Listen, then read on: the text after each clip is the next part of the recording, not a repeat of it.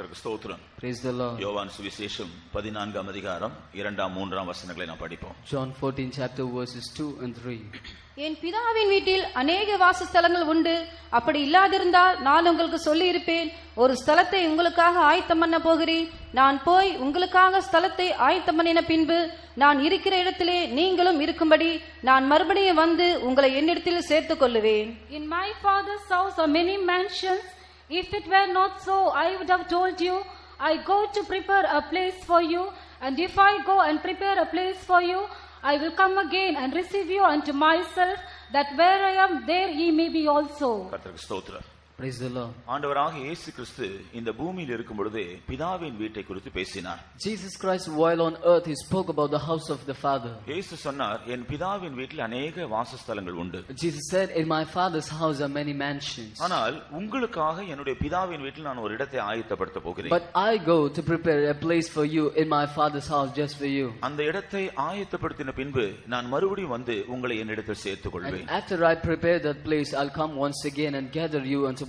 இவ்விதமாக என்றென்றைக்குமாக நீங்கள் நான் உங்களுக்காக என் வீட்டில் ஆயத்த பண்ணின அந்த ஸ்தலத்தில் காணப்படுவீர்கள் என்று சொன்னார். And he said, you will be found forever in the house that I have prepared for you in my Father's house. பிரியமானவர்களே, ஆண்டவராக இயேசு கிறிஸ்து நமக்கு அப்படிப்பட்ட ஒரு நம்பிக்கையின் வாக்குத்தத்தத்தை கொடுத்து விட்டு போயிருக்கிறார். Beloved, Jesus Christ has given us such a hope, a promise.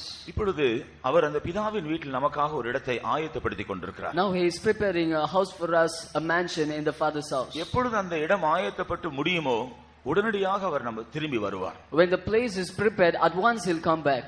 அவ்விதமாக இயேசு திரும்பி வந்து அவருடைய பிதாவின் வீட்டில் நமக்காக ஆயத்தப்படுத்திக் கொண்டிருக்கிற அந்த ஸ்தலத்தில் போக வேண்டும் என்று நாம் எத்தனை பேர் விரும்புகிறோம்? And how many of us desire when Jesus comes that we might be taken to the place that he is preparing for us in the Father's house? அவர் மறுபடியுமாய் வந்து அந்த பிதாவின் வீட்டிற்கு நம்மை அழைத்துக் கொண்டு போகும்படியாக வரும் பொழுது நாம் எத்தனை பேர் அவரோடு கொண்ட பிதாவின் வீட்டில் நமக்காக ஆயத்தப்படுத்திருக்கிற இடத்திற்கு போக நாம் வாஞ்சியா இருக்கிறோம்? When he will come back once again after preparing a place for us in the Father's house, how many of us decide to go to that place? பிதாவின் வீட்டுக்கு போக வாஞ்சியா இருக்கிறவர்கள் எல்லாம் மறுபடியும் ஒரு அல்லேலூயா சொல்லுவோம். கர்த்தருக்கு ஸ்தோத்திரம். Praise the Lord. நம்ம எல்லாருக்கும் பிதாவின் வீட்டுக்கு போக வேண்டும் என்ற ஒரு பெரிய வாஞ்சி இருக்கிறது. All of us have a great desire to go to the house of the Father. நமக்கு வாஞ்சி இருக்கிறதுல தவறு இல்ல. There is no wrong in having the desire. அந்த வாஞ்சி நிறைவேற வேண்டும் என்றால் நாம் அதற்காக கிரயம் செலுத்த வேண்டியது அவசியம். For the desire to be fulfilled, we should pay a price. கர்த்தருக்கு ஸ்தோத்திரம். Praise the Lord. நாம் எவ்விதமாக அந்த கிரயம் செலுத்துவது என்கிறதை குறித்து தான் இந்த மாலையிலே நாம் சிந்திக்க போகிறோம். This evening we are going to meditate as to how we are going to pay the price for it. இந்த பிதாவின் வீட்டை குறித்து அப்போஸ்தலர்கள் பல விதங்களில் அதை விவரிக்கிறார்கள். About the house of the Father, the apostles, they describe it in various ways. இயேசு கிறிஸ்து சொன்னார், என் பிதாவின் வீட்டில் நான் அதை ஒரு இடத்தை உங்களுக்கு ஆயத்தப்படுத்துகிறேன் என்று. Jesus said, I prepared a place for you in my Father's house. அந்த இடத்தை குறித்து அப்போஸ்தலர்கள் ஆவியானவரால் அவர்களுக்கு கிடைத்ததான வெளிப்படுத்தலின்படி அதை வேறு சில வார்த்தைகளில் சொல்லி அதை விவரிக்கிறார்கள். The apostles, according to the revelation that they received from the Spirit of God, they describe it in various other ways. 2 கொரிந்தியர் 5ஆம் அதிகாரம் 1ஆம் வசனத்தில் அப்போஸ்தலனாகிய பவுல் சொல்லுகிறார். In 2 Corinthians 5:1, Saint Paul the apostle says, கைகளால் கட்டப்படாத ஒரு நித்திய வீடு என்று அந்த இடத்தை குறித்து சொல்கிறார். He says about that place, an eternal home which is not built by hands. கைகளால் கட்டப்படாத நித்திய வீடு. It's an eternal home not built with hands. கைகளால் கட்டப்படாத என்று சொல்லபடினால மனுஷனுடைய ஞானம், மனுஷனுடைய சாமர்த்தியம் இது ஒன்றும் அங்க பார்க்க முடியாது. Because it is not built with hands, no intellect of man or no endeavor of man can be seen there. மேலும் இது மனுஷனுடைய கைகளால் கட்டப்படாத வீடா இருக்கிறபடினால மனுஷன் தன்னுடைய சாமர்த்தியத்தினாலோ அல்லது தன்னுடைய புத்திசாலித்தனத்தினாலோ இந்த வீட்டுக்கு போக முடியாது. And because it is not built with the hands of man, man can never go there by his intellect or through his endeavor. இந்த வீட்டுக்கு போக வேண்டும் என்றால் சரியா தேவனுடைய மனதை, தேவனுடைய சிந்தையை அறிந்து கொண்டு அதற்கேற்றபடி ஜீவித்தால் மாத்திரம்தான் போக முடியும். To go to that house, you should know the mind of God and live accordingly. கர்த்தருக்கு ஸ்தோத்திரம். Praise the Lord. அது மாத்திரமல்ல, இது நித்திய வீடு என்று அப்போஸ்தலன் சொல்கிறார். Not just that, the apostle says it's an eternal home. அப்படினால நாம் அந்த வீட்டுக்குள் பிரவேசித்த பின்பு என்றென்றைக்குமாய் அந்த வீட்டில் நாம் ஜீவிக்க போகிறோம். After we enter that house, we are going to live there forever. முடிவில்லாத காலம் அந்த வீட்டில் நாம் ஜீவிக்க போகிறோம். For eternities together we are going to live there. அப்படி என்றால் அப்படிப்பட்ட ஒரு ஜீவியத்திற்காக இந்த உலகத்தில் இருக்கும் பொழுதே நாம் நம்மை ஆயத்தப்படுத்த வேண்டியது அவசியமா இருக்கு. For such a life we need to prepare ourselves while we are in this world. கர்த்தருக்கு ஸ்தோத்திரம். Praise the Lord. இரண்டாவதாக, secondly, பிலிப்பியர் 3ஆம் அதிகாரம் 20ஆம் வசனத்தில் நான் படிக்கும் பொழுது, in Philippians 3:20, பரலோகத்தில் இருக்கிற நம்முடைய குடியிருப்பு என்று அப்போஸ்தலன் இதை குறித்து சொல்கிறார். The apostle says about the conversation in heaven. கர்த்தருக்கு ஸ்தோத்திரம். Praise the Lord. இந்த பூமியில நமக்கு ஒரு குடியிருப்பு இருக்கு.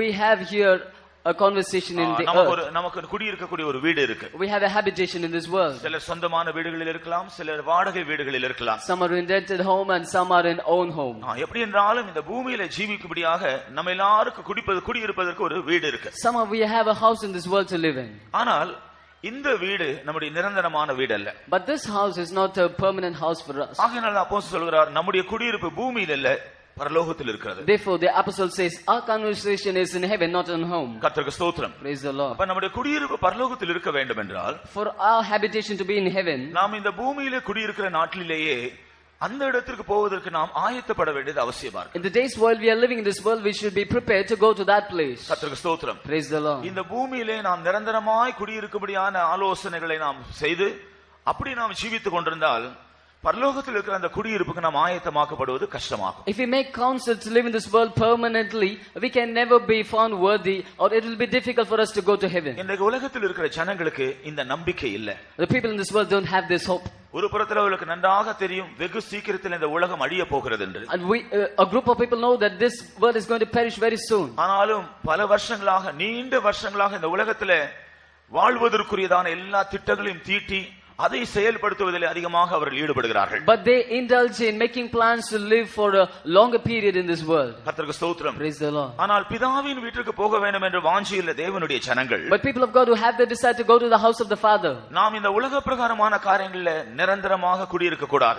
we should not be found permanent in the worldly things. ஏனென்றால் இந்த உலகத்தில் இருக்கிற நம்முடைய குடியிருப்பு ஒரு தற்காலிகமான குடியிருப்பு. Because the habitation that is in the world is a temporal one. நம்முடைய குடியிருப்பு பரலோகத்தில் இருக்கிறது என்று அப்போஸ்தலன் சொல்கிறார். Our habitation, conversation is in heaven, says the apostle. ஆனபடியால் பரலோகத்தில் இருக்கிற நம்முடைய குடியிருப்பை சுதந்தரிக்க நாம் ஆயத்தப்பட வேண்டியது அவசியமா இருக்கிறது. To inherit the habitation that is in heaven for us, we should be prepared, and it is necessary. இந்த பூமிக்குரிய காரியங்களில் நாம் செட்டில் ஆகிவிட்டா பரலோகத்தில் இருக்கிற குடியிருப்புக்கு போக நாம் ஆயத்தப்பட முடியாது. If we settle in the things of this world, we can never be found ready to go to the habitation that is in heaven. அதனால்தான் இந்த உலகத்திலே ஜீவித்தாலும் உலகத்தால் அல்லாதவர்களாய் நாம் ஜீவிக்க வேண்டும். Though we live in this world, we should not be of the world. கர்த்தராகிய இயேசு கிறிஸ்து இந்த பூமியில் இருந்த பொழுது, when Jesus was on this earth, அவர் அவ்விதமாக தான் ஜீவித்தார்.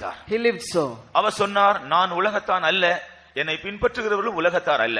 He said, I am not of the world, and they that follow me are not of this world. அருமையான தேவனுடைய ஜனமே, நாம் இந்த உலகத்தில் ஜீவிக்கிறோம், ஆனால் இந்த உலகம் நம்மை உரிமை பாராட்டக்கூடிய நிலைமையில் நாம் காணப்படுகிறோமா? Beloved children of God, we are living in this world, but are we found in a state where this world is claiming over us? இந்த உலகத்தினுடைய காரியங்கள் நம்மை உரிமை பாராட்டக்கூடிய நிலைமையில் நாம் ஜீவிக்கிறோமா? Are we in a state where the things of this world is claiming right over us? இந்த உலகத்தின் அதிபதியாகிய பிசாசானவன் நம்மை உரிமை பாராட்டக்கூடிய நிலைமையில் நாம் காணப்படுகிறோமா? Are we found in a state where the prince of this world, the devil, is claiming over us? ஒருமுறை உலகத்தின் அதிபதி இயேசுவினிடத்தில் வந்தான். Once the prince of this world came to Jesus. இயேசு சொன்னார், உலகத்தின் அதிபதி என்னிடத்தில் வருகிறான், அவனுக்கு என்னிடத்தில் ஒன்றும் இல்லை. Jesus said, the prince of this world cometh to me, I don't have anything that belongs to him. நம்முடைய குடியிருப்பு இந்த உலகத்தில் தற்காலிகமானதாக இருக்கிறபடியால், our habitation, because it is temporal in this world, இந்த உலகமோ உலகத்துக்குரிய எந்த காரியங்களும் நம்மை உரிமை பாராட்டக்கூடிய ஒரு நிலைமையில் நாம் காணப்படக்கூடாது. we should not be found in a state where the world or the things of this world claim rights over us. அப்படிப்பட்டவர்களுக்கு பரலோகத்தில் இருக்கிற குடியிருப்பை சுதந்தரிக்க ஆயத்தப்பட முடியாது. such people can never be prepared to inherit the habitation that is in heaven. அல்லது பரலோகத்தில்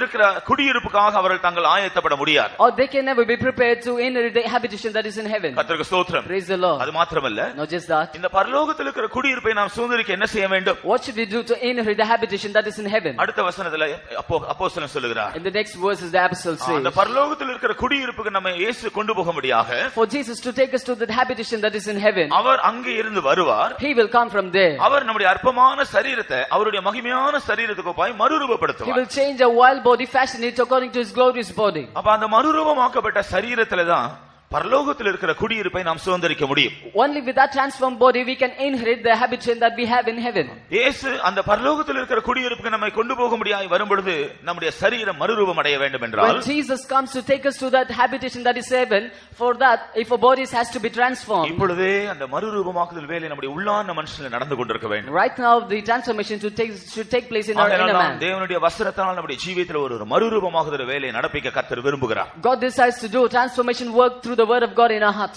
ஆவியானவராலே நம்முடைய ஜீவியத்தில் ஒரு மறுரூபமாக்குதல் வேலையை கர்த்தர் நடப்பிக்க விரும்புகிறார். God decides to do a work of transformation through the spirit of God in our lives. அருமையான தேவனுடைய ஜனமே, நாம் கேட்கிற தேவனுடைய வசனங்கள்படி ஜீவித்து நாம் நாளுக்கு நாள் நம்முடைய ஜீவியத்தில் மறுரூபம் அடைந்து கொண்டிருக்கிறோமா? Beloved people of God, are we living in the word of God? Are we transformed each day? பரிசுத்த ஆவியின் வல்லமைக்கு இடம் கொடுத்து நம்முடைய ஜீவியத்தில் நாம் நாள்தோறும் மறுரூபமாக்கப்படுகிற ஒரு அனுபவத்தை நாம் பெற்றுக்கொள்கிறோமா?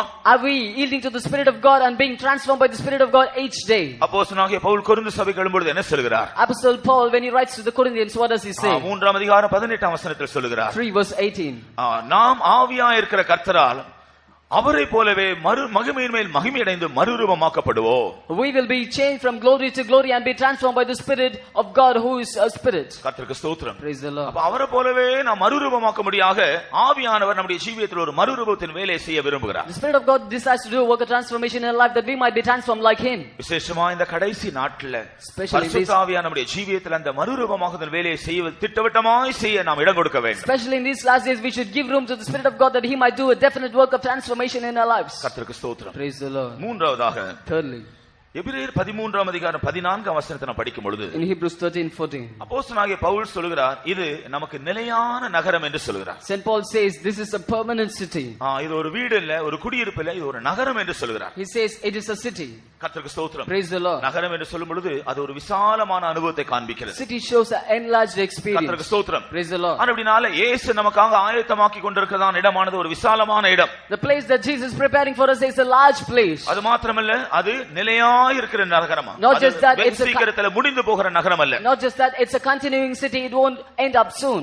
அது சீக்கிரத்தில் அழிந்து போகிற நகரம் அல்ல. It won't perish soon. நாம் வேதத்தில் படிக்கிறோம், அக்கிரமங்கள் பெருகின பொழுது கர்த்தர் முழு உலகத்தையும் அழித்தார். We read in the word of God, when wickedness abounded, God destroyed the whole world. மறுபடியுமாக சில பட்டணங்களுடைய அக்கிரமங்கள் பெருகின பொழுது அந்த பட்டணங்களை கர்த்தர் அழித்தார். And even when the wickedness of certain cities increased, He destroyed those cities. கர்த்தருக்கு ஸ்தோத்திரம். Praise the Lord. இந்த நாட்டில் இப்படி பல பட்டணங்கள் அழிக்கப்படுவதை நாம் பார்க்கலாம். In this day we see cities being destroyed. ஆனால் தேவன் நமக்காக ஆயத்தப்படுத்துகிற இடமானது நிலையான நகரம் என்று சொல்லியிருக்கு. But the place that God is preparing for us is a continuing city. அதற்கு முடிவும் இல்லை, அதற்கு அழிவும் இல்லை. There is no end for it, no corruption for it. என்றால் அந்த இடத்தை நாம் சுதந்திரிக்க வேண்டும் என்றால் நாமும் அந்த தன்மை பெற்றுக்கொள்ள வேண்டும். For us to inherit that place, we should have that tendency even. நம்முடைய ஜீவியத்தில் ஒரு அழிவில்லாத தன்மையை நாம் பெற்றுக்கொள்ள வேண்டும். We should receive an incorruptible tendency in our lives. தேவன் முதலாக மனுஷனை சிருஷ்டித்த பொழுது அவனை அழிவில்லாதவனாய் சிருஷ்டித்தார். When God created man, He created him with incorruption. ஆனால் மனுஷனுக்குள் எப்பொழுது பாவம் பிரவேசித்ததோ அப்பொழுது அவன் அழிவுக்குரியவனாய் மாறிவிட்டான். But the time sin entered man, he became corruptible. கர்த்தருக்கு ஸ்தோத்திரம். Praise the Lord. அப்படினால அழிவில்லாத மனுஷனாய் நாம் மாற வேண்டும் என்றால் நம்முடைய ஜீவியத்திலிருந்து பாவம் முற்றிலும் அகற்றப்பட வேண்டும். For us to be incorruptible, the sin should be totally changed from our lives. For us to be immortal, the sin should be totally changed from our lives. நம்முடைய ஜீவியத்திலிருந்து பாவம் முற்றிலும் மாற்றப்பட வேண்டும். Sin should be totally changed from our lives. கர்த்தருக்கு ஸ்தோத்திரம். Praise the Lord. அப்படினால அது நிலையான நகரம். That is a continuing city. நிலையான நகரத்தை நாம் சுதந்திரிக்க வேண்டும் என்றால் நம்முடைய ஜீவியத்திலே அழியாமை நீங்க வேண்டும். For us to inherit the eternal continuing city, corruption should be changed from our ஏனென்றால் lives. அந்த பட்டணத்திற்கு அழிவில்லை, முடிவில்லை. Because there is no end for that city, it is a continuing city. அது மாத்திரமல்ல, அது நகரம் என்று சொல்வது விசாலமான அனுபவத்தை காண்பிக்கிறது. Not just that, city shows an enlarged state. நாமும் கூட இந்த நாட்டில் விசாலமான இருதயமுடையவர்களாக விசாலமான மனதுடையவர்களாய் மாற வேண்டும். Even so, in these days we should have a large heart, a broad mind. விசாலமான மனதுள்ளவர்கள், விசாலமான இருதயமுடையவர்களுக்கு தான் அநேகரை சுமக்க முடியும், தாங்க முடியும். People who have a broad mind, broad heart, they can bear many. விசாலமுள்ள மனதுள்ளவர்களுக்கு தான் சகிக்கக்கூடிய தன்மை இருக்கும். Only people who have a broad heart, they will bear everything. விசாலமுள்ள மனதுள்ளவர்களுக்கு தான் எல்லாவற்றையும் பொறுத்துக் கொள்ளக்கூடிய அனுபவம் இருக்கும். Only people who have a broad heart, they will bear everything. விசாலமான இருதயம் உள்ளவர்களுக்கு தான் மன்னிக்க கூடியதான தன்மை இருக்கும். Only people who have a broad heart, they will forgive everyone. குறுகிய மனதுள்ளவர்கள், குறுகிய நோக்கம் உள்ளவர்களுக்கு இதெல்லாம் முடியாது. People with a finite mind, they can't do this. தேவனுடைய ஜனங்கள் என்று சொல்லிக்கொண்டு நாம் குறுகிய மனதுடையவர்களாய் நம்முடைய பரிசுத்தப்படாத சுபாவங்களிலிருந்து விடுதலை பெறாதவர்களாய் நாம் காணப்பட்டால் அந்த நிலையான நகரத்தை சுதந்திரிக்க முடியாது. Calling ourselves children of God, if we are with a finite mind and if we are found with unsanctified natures, we can never inherit that holy city of God. கர்த்தருக்கு ஸ்தோத்திரம். Praise the Lord. அப்போஸ்தலன் சொல்கிறார், நிலையான நகரம் நமக்கு இங்கே இல்ல, பரலோகத்தில் இருக்கிறது. The apostle says our continuing city is not here in earth but in heaven. கர்த்தருக்கு ஸ்தோத்திரம். Praise the Lord. நான்காவதாக வெளிப்படுத்தல்ல ஆவியானவர் சொல்லும் பொழுது, fourthly in Revelation, with the Spirit of God, அப்போஸ்தலனாகிய யோவான் இந்த இடத்தை தேவனுடைய ஆலயமாய் காண்கிறார். St. John sees this place as the temple of God. கர்த்தருக்கு ஸ்தோத்திரம். Praise the Lord. பரலோகத்துல அல்லது பிதாவின் வீட்டில் ஆண்டவராகிய இயேசு ஆயத்தப்படுத்திக் கொண்டிருக்கிற இடத்தை தேவனுடைய ஆலயமாய் காண்கிறதை நாம் பார்க்கிறோம். In heaven or in the house of God which God is preparing for us, St. John sees is at a temple. இயேசு சொன்னார் வெளிப்படுத்தல் 3 அதிகாரம் 12 வசனத்திலே, ஜெயம் கொள்ளுகிறவனை என் தேவனுடைய ஆலயத்தில் தூணாக மாற்றுவேன். In Revelation 3:12 Jesus said, he that overcometh I will make him a pillar in my temple. அப்ப கர்த்தர் ஆயத்தப்படுத்துகிற இடத்தை அவரே சொல்லுகிறார் தேவனுடைய ஆலயம் என்று சொல்லுகிறார். The place that God is preparing, he himself says that it is the temple of God. தேவனுடைய ஆலயம் என்று சொல்லும் பொழுது அது தேவன் மகிமைப்படக்கூடியதான, தேவன் எப்போது தேவனுடைய நாமம் கனப்படுத்தக்கூடிய ஒரு இடமா இருக்கிறது. Temple of God is a place where God is praised and glorified. கர்த்தருக்கு ஸ்தோத்திரம். Praise the Lord. கர்த்தர் பரிசுத்தாவின் அபிஷேகத்தின் மூலமாக நம்மையே அவருடைய ஆலயமாக மாற்றி இருக்கிறார். Before anointing the saints, God has made us temple of God. நாம் அதன் பின்பு சரியாக ஜீவனுள்ள தேவனுடைய ஆலயமாய் காணப்பட வேண்டும். And we should be lively temple of God on it. அப்போஸ்தலனாகிய பவுல் ஜீவனுள்ள தேவனுடைய ஆலயமாய் ஜீவிக்காத ஜனங்கள் விக்கிரகங்களை போல இருப்பார்கள் என்று சொல்கிறார். St. Paul says those who don't live like living temples of God will be compared to idols. ஜீவனுள்ள ஆலயம் என்று சொன்னா நாம் ஜீவனுள்ளவர்களாய் நாம் காணப்பட வேண்டும். When we say living temple of God, we should be alive. தேவனுக்காக நாம் கிரியை செய்கிறவர்களாய் இருக்க வேண்டும். We should work for God. தேவனுக்காக நாம் ஜீவிக்கிறவர்களாய் இருக்க வேண்டும். We should live for God. நம்முடைய ஜீவியத்தில் எப்போதும் தேவனுடைய நாமத்தை மகிமைப்படுத்தி ஜீவிக்கிறவர்களாய் இருக்க வேண்டும். We should always glorify God in our lives. நம்முடைய ஜீவியத்தில் எப்போதும் தேவனுடைய நாமம் உயர்த்தப்பட வேண்டும். The name of God should be exalted always in our lives. தேவன் இந்த ஆலயத்துல சந்தோஷமாய் வாசம் பண்ணக்கூடிய ஒரு நிலைமையில நாம் மாற வேண்டும். We should turn to a state where God can be happy always in this temple. கர்த்தருக்கு ஸ்தோத்திரம். Praise the Lord. நாம் அப்படி ஜீவனுள்ள தேவனுடைய ஆலயமாய் ஜீவிக்கும் பொழுது மாத்திரம்தான் only when we live as a living temple of God, ஒரு நாள் இயேசு நமக்காக ஆயத்தப்படுத்திக் கொண்டிருக்கிற அந்த ஆலயத்தை நாம் சுதந்தரிக்க முடியும். one day we can inherit that temple which Jesus is preparing for us. அது மாத்திரமல்ல, not just that, வெளிப்படுத்தல் 3 அதிகாரம் 21 வசனத்தை நாம் படிக்கும் பொழுது Revelation 3:21, ஆண்டவராகிய இயேசு கிறிஸ்து இதை சிங்காசனம் என்று சொல்கிறார். Jesus Christ called this the king, the throne. ஆண்டவர் நமக்காக ஆயத்தப்படுத்திக் கொண்டிருக்கிற பிதாவின் வீட்டில் ஆயத்தப்படுகிற இடத்தை அவர் சிங்காசனம் என்று சொல்கிறார். The place that God is preparing for us in the Father's house, he is calling it as a throne. நான் ஜெயங்கொண்டு என் பிதாவின் சிங்காசனத்தில் உட்கார்ந்தேன். I overcame and sat on the throne of my Father. இவ்விதமாக ஜெயங்கொள்ளுகிறவனை என்னுடைய சிங்காசனத்தில் உட்கார நான் அருள் செய்வேன். And he that overcometh, I will grant to him that he might sit on my throne. சிங்காசனம் என்று சொன்னால், when we say throne, சிங்காசனம் யாருக்குரியது?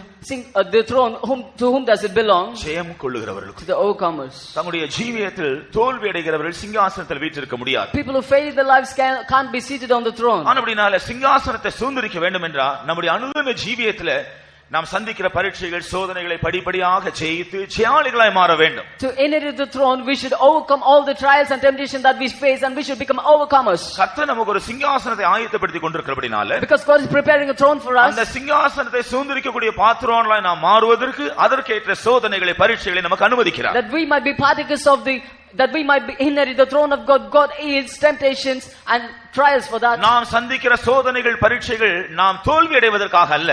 The trials and temptations that we face are not for us to fail in that. நாம் தேவனுடைய கிருபையில சார்ந்து ஜெயம் எடுத்து சிங்காசனத்தை சுதந்தரிக்க நம்மை பாத்திரங்களாய் மாற்றுகிறது. but it makes us to inherit the throne of God, relying on the grace of God. ஆனபடினால தேவன் நமக்கு ஆயத்தப்படுத்துகிற அந்த இடத்தை நாம் சுதந்தரிக்க வேண்டும் என்றால் இந்த பூமியில ஜீவிக்கும் பொழுது ஜெயாளிகளாய் நாம் மாற வேண்டும். to inherit the place that God is preparing for us in heaven, we should be overcomers while living on this earth. நாம் ஜெயம் எடுக்கும்படியாக முதலாவது ஆண்டவராக இயேசு கிறிஸ்துவின் இரத்தம் நமக்கு உதவி செய்கிறது. that we might overcome, the blood of Jesus helps us. ஆண்டவருடைய வார்த்தை ஜீவனுள்ள வசனம் நமக்கு உதவி செய்கிறது. the word of God, the living word of God helps us. தேவன் நமக்கு தந்த பரிசுத்த ஆவியின் வல்லமை நமக்கு உதவி செய்கிறது. the power of the Holy Spirit of God helps us. கர்த்தருக்கு ஸ்தோத்திரம். Praise the Lord. இன்னும் விதமாய் நாம் ஜெயம் எடுக்க अनेक காரியங்களை கர்த்தர் நமக்கு அனுகூலமாய் தந்திருக்கிறார். and for various other things God has given us that we might overcome. இவைகள் மூலமாக நம்முடைய அனுதின ஜீவியத்திலே நாம் ஜெயத்தின் மேல் ஜெயம் அடைந்து அந்த சிங்காசனத்தை சுதந்தரிக்க பாத்திரங்களாய் மாற வேண்டும். through this we should overcome each day, and we should be ready partakers of the kingdom on the throne of God. கர்த்தருக்கு ஸ்தோத்திரம். Praise the Lord. வெளிப்படுத்தின விசேஷம் 21 அதிகாரம் 10-11 வசனங்களை நாம் படிக்கும் பொழுது, Revelation 31:10 and 11,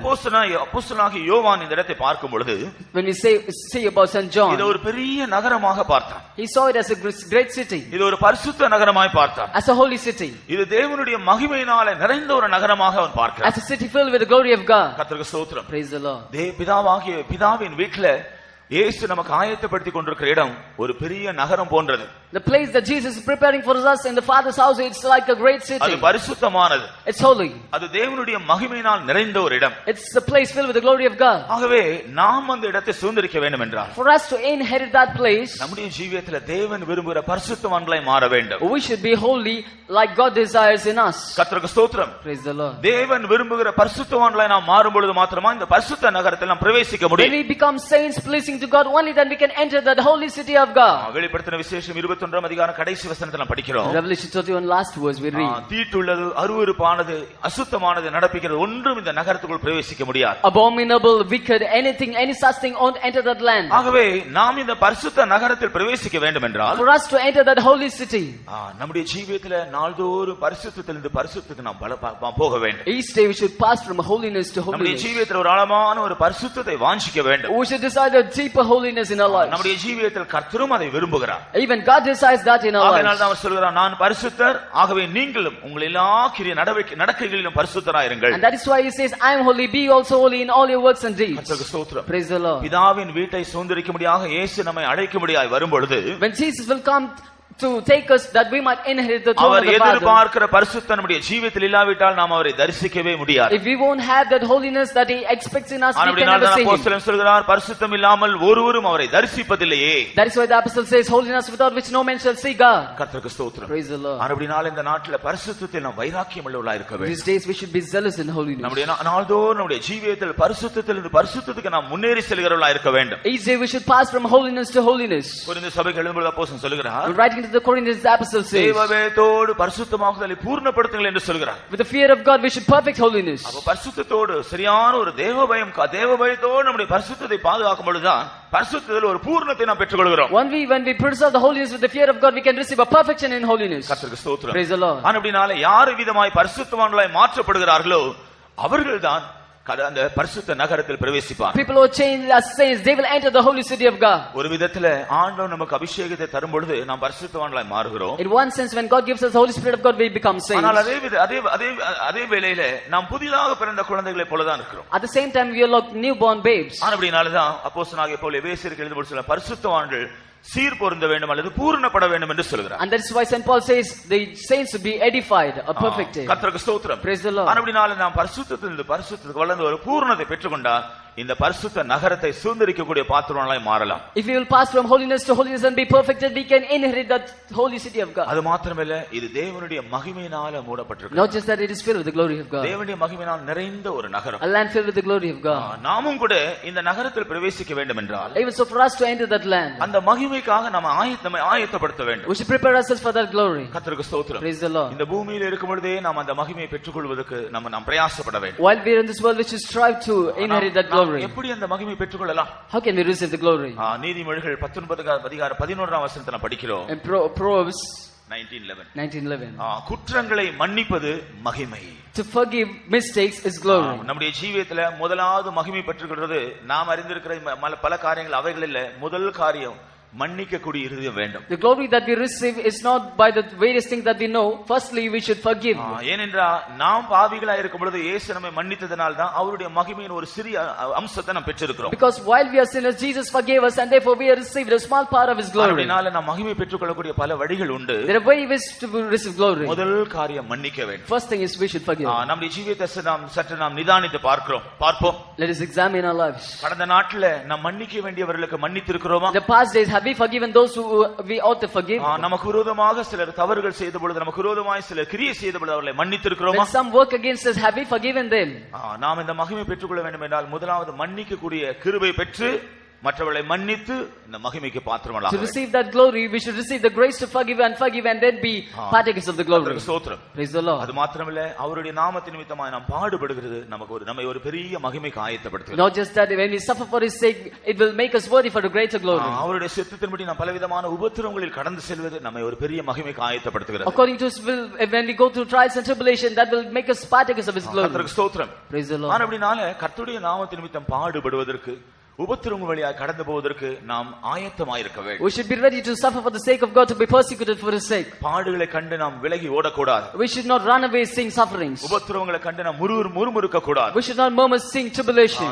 தேவன் இவைகளை நமக்கு அனுமதிக்கிறார். Why is God permitting all this in our lives? மகிமையை பெற்றுக்கொள்ள நம்மை பாத்திரவான்களாய் மாற்றுவதற்காக. That He might make us partakers to inherit the glory. அப்படினால ஆண்டவராக இயேசு நமக்காக பிதாவின் வீட்டில் ஆயத்தப்படுத்துகிற இடம் அது பரிசுத்தமான ஒரு நகரம், மகிமை அடைந்த ஒரு நகரம். The place that Jesus is preparing for us in the Father's house is a holy city, a glory city. அப்படினால பிதாவின் வீட்டில் அவர் நம்மை ஆயத்தப்படுத்துகிற அந்த இடத்திற்கு போக வேண்டும் என்றால், அப்போஸ்தலர்களுக்கு கிடைத்த வெளிப்படுத்தல்படி அவர்கள் சொல்லி இருக்கிற அந்த வித்தியாசமான அனுபவங்கள் நம்முடைய ஜீவியத்திலே நாம் பெற்றுக்கொள்ள வேண்டியது அவசியமா இருக்கு. To go to that place which God is preparing for us in the Father's house, we should receive the revelation that is given to the apostles and the experiences of it. கர்த்தருக்கு ஸ்தோத்திரம். Praise the Lord. அடுத்தபடியாக பிதாவின் வீட்டை சுதந்தரிக்க வேண்டும் என்றால் நாம் என்ன செய்ய வேண்டும்? Nextly, what should we do to inherit the Father's house? நாம் செய்ய வேண்டிய மற்றொரு முக்கியமான ஒரு காரியம் There is another important thing that we should do. நாம் அவருடைய பிள்ளைகளாக மாற வேண்டும். We should become as children. கர்த்தருக்கு ஸ்தோத்திரம். Praise the Lord. அந்நியர்கள் பிதாவின் வீட்டில் இருந்து கொண்டு இது எங்களுடைய வீடு பிதாவின் வீடு என்று சொல்ல முடியாது. Strangers can't be in the house of the Father and claim to be their house. உண்மையான அவருடைய பிள்ளைகள் தான் அவருடைய வீட்டில் இருந்து கொண்டு அவரை பிதா என்று சொல்ல முடியும், இது எங்களுடைய வீடு என்று சொல்ல முடியும். Only the real children can be found in the house of the Father and say that they are in their Father's house. அப்படினால பிதாவின் வீட்டை நாம் சுதந்தரிக்க வேண்டும் என்றால் For us to inherit the Father's house, நாம் அவருடைய பிள்ளைகளாய் மாற வேண்டும். we should become as children. கர்த்தருக்கு ஸ்தோத்திரம். Praise the Lord. நாம் எப்படி அவருடைய பிள்ளைகளாய் மாறுகிறோம்? How can we become as children? அதற்குரிய சில படிகளை நாம் வேதத்தில் படிக்கிறோம். We read various steps for it in the word of God. முதலாவதாக யோவான் சுவிசேஷம் 1-ம் 12 வசனத்தில் நாம் Firstly, பார்க்கிறோம். in John 1:12, அவருடைய நாமத்தின் மேல் விசுவாசம் உள்ளவர்களாக அவரை ஏற்றுக்கொள்ளும் பொழுது when we believe on His name and accept Him, நாம் அவருடைய பிள்ளைகளாக கூடிய அதிகாரத்தை பெற்றுக்கொள்கிறோம். we receive the right to become His children. அவருடைய நாமத்தின் மேல் விசுவாசம் உள்ளவர்களாக அவரை ஏற்றுக்கொள்வது என்று சொல்வது ஒரு ரட்சிப்பின் அனுபவத்தை பெற்றுக்கொள்வதை To காண்பிக்கும். believe His name and to accept Him shows salvation. பாவ மன்னிப்பை பெற்றுக்கொண்டு பாவ மன்னிப்பின் நிச்சயத்தை பெற்றுக்கொள்வது, Receiving forgiveness of sin and assurance of ஒரு forgiveness of சரியான sin. ஒரு ரட்சிப்பின் அனுபவத்தை பெற்றுக்கொள்வது, Receiving the right kind of salvation. ஆண்டவராக இயேசு கிறிஸ்துவின் நாமத்தின் மேல் விசுவாசம் உள்ளவர்களை ஏற்றுக்கொள்வதனுடைய நோக்கமே நம்முடைய பாவங்கள் மன்னிக்கப்பட்டு நாம் அவருடைய பிள்ளைகளாய் மாற்றப்படுவதுதான். The purpose of believing on the name of Jesus Christ and to be saved is to become as children. கர்த்தருக்கு ஸ்தோத்திரம். Praise the Lord. அப்படினால சரியான ரட்சிப்பை பெற்றுக்கொள்கிறவர்கள் அவருடைய பிள்ளைகளாகும்படியான அதிகாரத்தை They பெற்றுக்கொள்கிறார்கள். that receive right kind of salvation receive the right to become his children. இரண்டாவதாக Secondly, எபேசியர் 1-ம் வசனத்துல in Ephesians 1:6, இங்கே நாம் பார்க்கிறோம் அவருடைய சுவிகார புத்திரராகும்படி அவர் நம்மை முன்குறித்திருக்கிறார். He has foreordained us that we might be His heir. கர்த்தருக்கு ஸ்தோத்திரம். Praise the Lord. நாம் எப்படி அவருடைய சுவிகார புத்திரராய் மாறுகிறோம்? How can we be His heir? இரண்டு அனுபவங்கள். Two experiences. முதலாவதாக இயேசு கிறிஸ்து நமக்காக சிலுவையில் சிந்தின ரத்தத்தினால நம்மை அவருடைய சுவிகார புத்திரராகும்படியாக கிரயத்திற்கு வாங்கி இருக்கிறார். Firstly, by the blood that He shed for us on the cross, He has purchased us by His blood that we might become His heir. பழங்குடியினர் இடத்துல ஒரு பழக்கம் இருக்கிறது.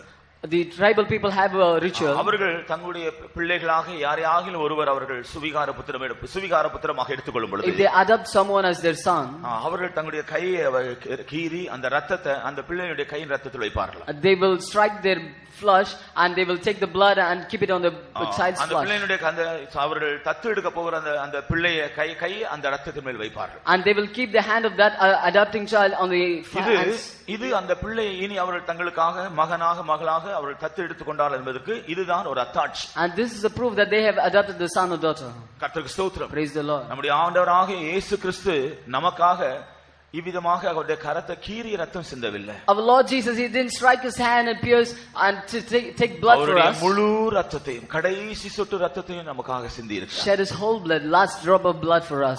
அவர் தம்முடைய ரத்தத்தை நமக்கு சிந்தியதனுடைய ஒரு நோக்கம் நம்மை அவருடைய சுவிகார புத்திரராக ஏற்றுக்கொள்ளும்படியாக. One purpose for which He shed His blood for us is that He might take us as His adopted children. கர்த்தருக்கு ஸ்தோத்திரம். Praise the Lord. அப்படினால் அவருடைய சுவிகார புத்திரராய் மாற வேண்டும் என்றால் ஆண்டவராக இயேசு கிறிஸ்துவின் ரத்தத்தினால மீட்கப்பட்ட ஒரு அனுபவத்தில் வர For வேண்டும். us to become His adopted children, we should be redeemed by the blood of Jesus. இயேசு கிறிஸ்துவின் ரத்தத்தினால நம்முடைய பாவங்கள் மன்னிக்கப்பட்டு நம்முடைய பாவங்கள் கழுவப்படுகிற ஒரு அனுபவம். An experience where we are washed by the blood of Jesus, our sins being forgiven. எப்போதும் கர்த்தராக இயேசு கிறிஸ்துவின் ரத்தத்தால் மீட்கப்பட்ட அல்லது ரத்தத்தின் கீழ் இருக்கிற மற்றொரு அனுபவம் உண்டு. But there is an experience being under the blood of Jesus, being redeemed by His blood. எப்பொழுது நாம் அந்த அனுபவத்தை பெற்றுக்கொள்கிறோம்? When do we receive that experience? நம்முடைய ஜீவியத்தில் அவ்வப்பொழுது வருகிற குறைவுகளை எல்லாம் நாம் உணர்ந்து மனஸ்தாபப்பட்டு அறிக்கை செய்யும் பொழுதுதான் இந்த ரத்தம் நம்ம வந்து கழுவி மறுபடியும் அந்த ரத்தத்துக்குள் நம்மை பாதுகாக்கிறது. When we repent for the mistakes that take place in our life, and only then the blood washes us and we are preserved under the blood. அப்படினால இயேசு கிறிஸ்துவின் ரத்தத்துக்குள் காணப்படுகிற ஒரு அனுபவம் நமக்கு தேவை என்றால் ஒரு குற்றமற்ற ஜீவியம் செய்ய நாம் பிரயாசப்பட வேண்டும். If we need an experience to be found under the blood of Jesus, we should strive that we may do a blameless life. நம்முடைய ஜீவியத்திலே குறைவுகள் குற்றங்களை நாம் கண்சாடையா விட்டு விடுவோம் என்றால், if we will live by eyesight the mistakes and faults that we face in our lives, சில குற்றம் குறைகளை நாம் மறைக்கிறவர்களா இருந்தால், or if we will hide the faults and mistakes that we face in our lives, நம்முடைய குற்றம் குறைகளை நீதிகரிக்கிறவர்களா இருந்தால், or if we will judge ourselves in our mistakes, இயேசு கிறிஸ்துவின் ரத்தத்தினாலே அந்த சுவிகார புத்திரராய் மாற்றப்பட்ட அனுபவத்திலே நாம் காணப்பட முடியாது. we can never be found in the experience of being made as adopted children by the blood of Jesus. கர்த்தருக்கு ஸ்தோத்திரம். Praise the Lord. அடுத்தபடியாக Nextly, கலாத்தியர் 3-ம் 26 படிக்கிறோம். Galatians 3:26. அவருடைய நாமத்தின் மேல் விசுவாசம் உள்ள எல்லாரும் அவருடைய புத்திரராகும்படி மாறி இருக்கு, அதிகாரம் கொடுத்திருக்கார். All that believe on his name has been given the right to become his children. கிறிஸ்துவின் மேல் விசுவாசம் உள்ளவர்கள் எல்லாரும் அவருடைய புத்திரராக இருக்கிறீர்களே. All that believe on the name of Christ are his children. கர்த்தருக்கு ஸ்தோத்திரம். Praise the Lord. இந்த இடத்துல அவருடைய நாமத்தின் மேல் விசுவாசம் உள்ளது என்று சொல்வது, He is saying to believe on his name. நாம் ரட்சிக்கப்பட்ட பின்பு அடுத்த அனுபவமாகிய சத்தியத்தை விசுவாசித்து கீழ்ப்படிவதை காண்பிக்கிறது. After being saved, it shows obeying to the truth, accepting it. அப்படினால தான் அடுத்த வசனத்தில் அந்த ஞானஸ்நான சத்தியத்தை பற்றி அப்போஸ்தலன் பேசுகிறார். The next verse the apostle speaks about water baptism.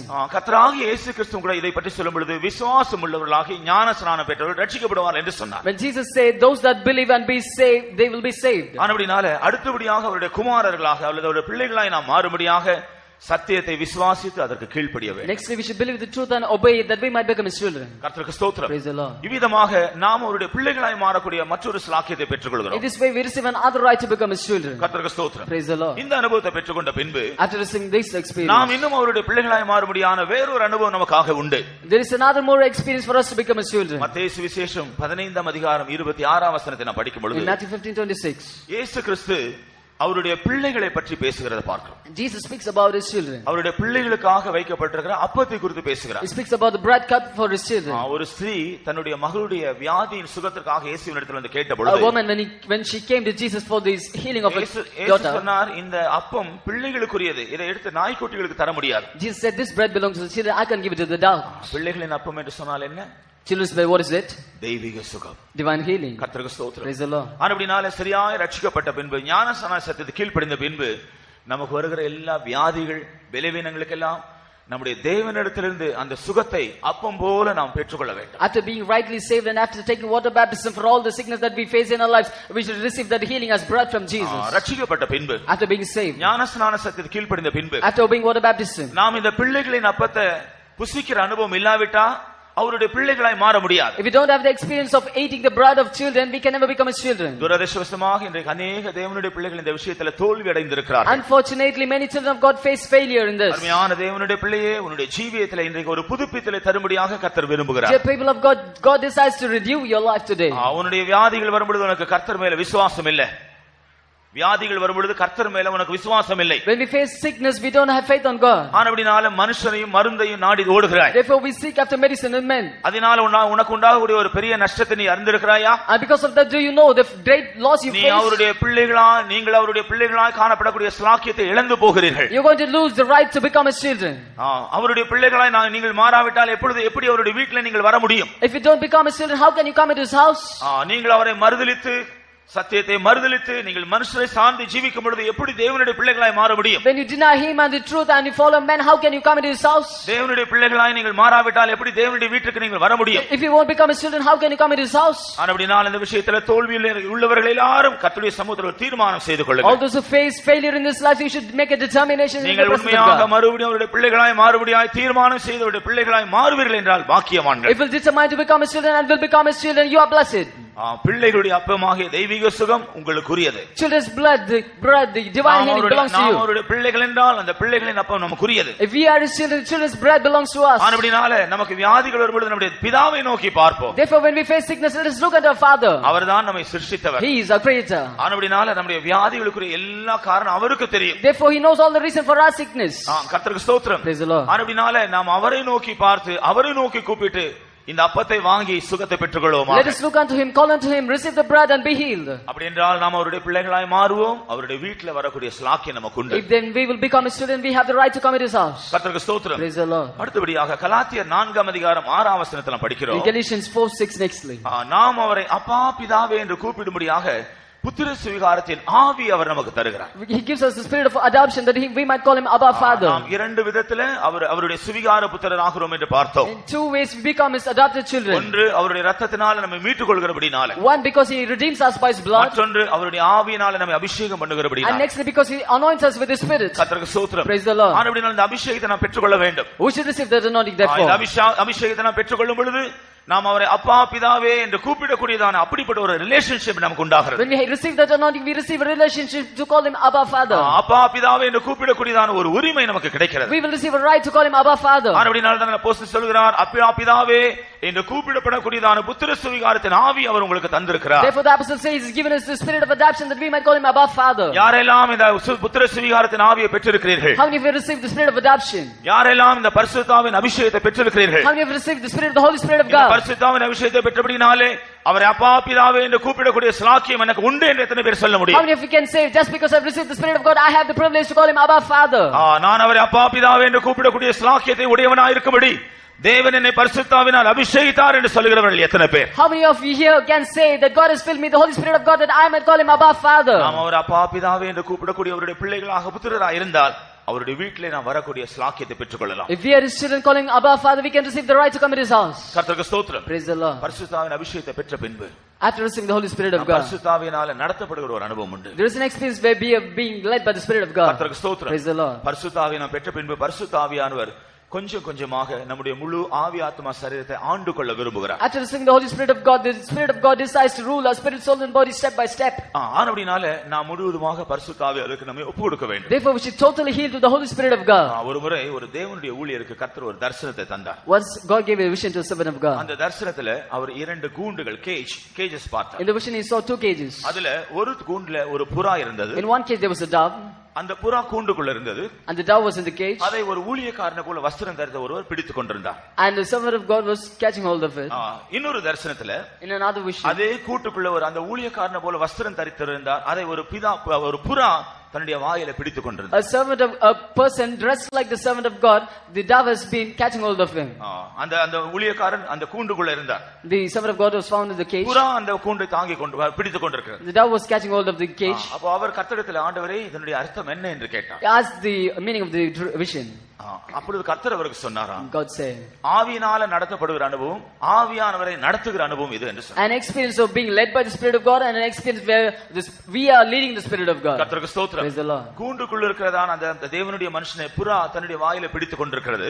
The servant of God who is found in the cage, the dove is holding the person. அதை குறித்து கர்த்தர் சொன்னார், இவர் ஆவியினால் நடத்தப்படுகிற ஒரு தேவனுடைய மனுஷன். About which the God said he is a man of God led by the Spirit of God. மற்றொரு தரிசனத்தை பற்றி சொல்லும் பொழுது About the other vision, ஒரு ஊழியனை போல ஒரு தேவனுடைய மனுஷன் தன்னுடைய கூண்டை கையில் வைத்திருந்தார். அதுக்குள்ள புறா இருக்கு. in the other cage a man of God is holding a cage and in it is found a dove. அதை பற்றி ஆண்டவர் சொன்னார், பரிசுத்த ஆவியானவரை இவர் நடத்த பார்க்கிறார். About that God said this man is trying to lead the Holy Spirit of God. தேவனுடைய பிள்ளையே, நம்முடைய அனுபவம் என்ன? Dear child of God, what is our experience? பரிசுத்த ஆவியானவரை நடத்தும்படி நாம் இடம் கொடுக்கிறோமா அல்லது நாம் பரிசுத்த ஆவியானவரை நடத்துகிறோமா? Do we yield to the Spirit of God to lead us? Are we leading the Spirit of God? சிலர் எல்லாம் ஆவியானவர்ட்ட சொல்லுவாங்க, Some will say to the Spirit of God, ஆவியானவரே அடிக்கடி வந்து என்னை டிஸ்டர்ப் பண்ணாதீங்க. Spirit of God, don't often come and disturb me. எனக்கு வேண்டும் பொழுது நான் கூப்பிடுகிறேன், அப்போ வந்து உதவி செய்தா போதும். When I need, I will call you and only then come and help me and that is enough. நான் இந்த ஃப்ரெண்ட்ஸ் நடுவில் இருந்தெல்லாம் வந்து என்ன தொந்தரவு என்ன அவமானப்படுத்திராதே. When I am in the midst of my friends, don't come and embarrass me. நான் என்னுடைய வேலை ஸ்தலத்தில் இருக்கும் பொழுது வந்து என்ன அவமானப்படுத்திராதே. While I am in my work spot, don't come and shame me.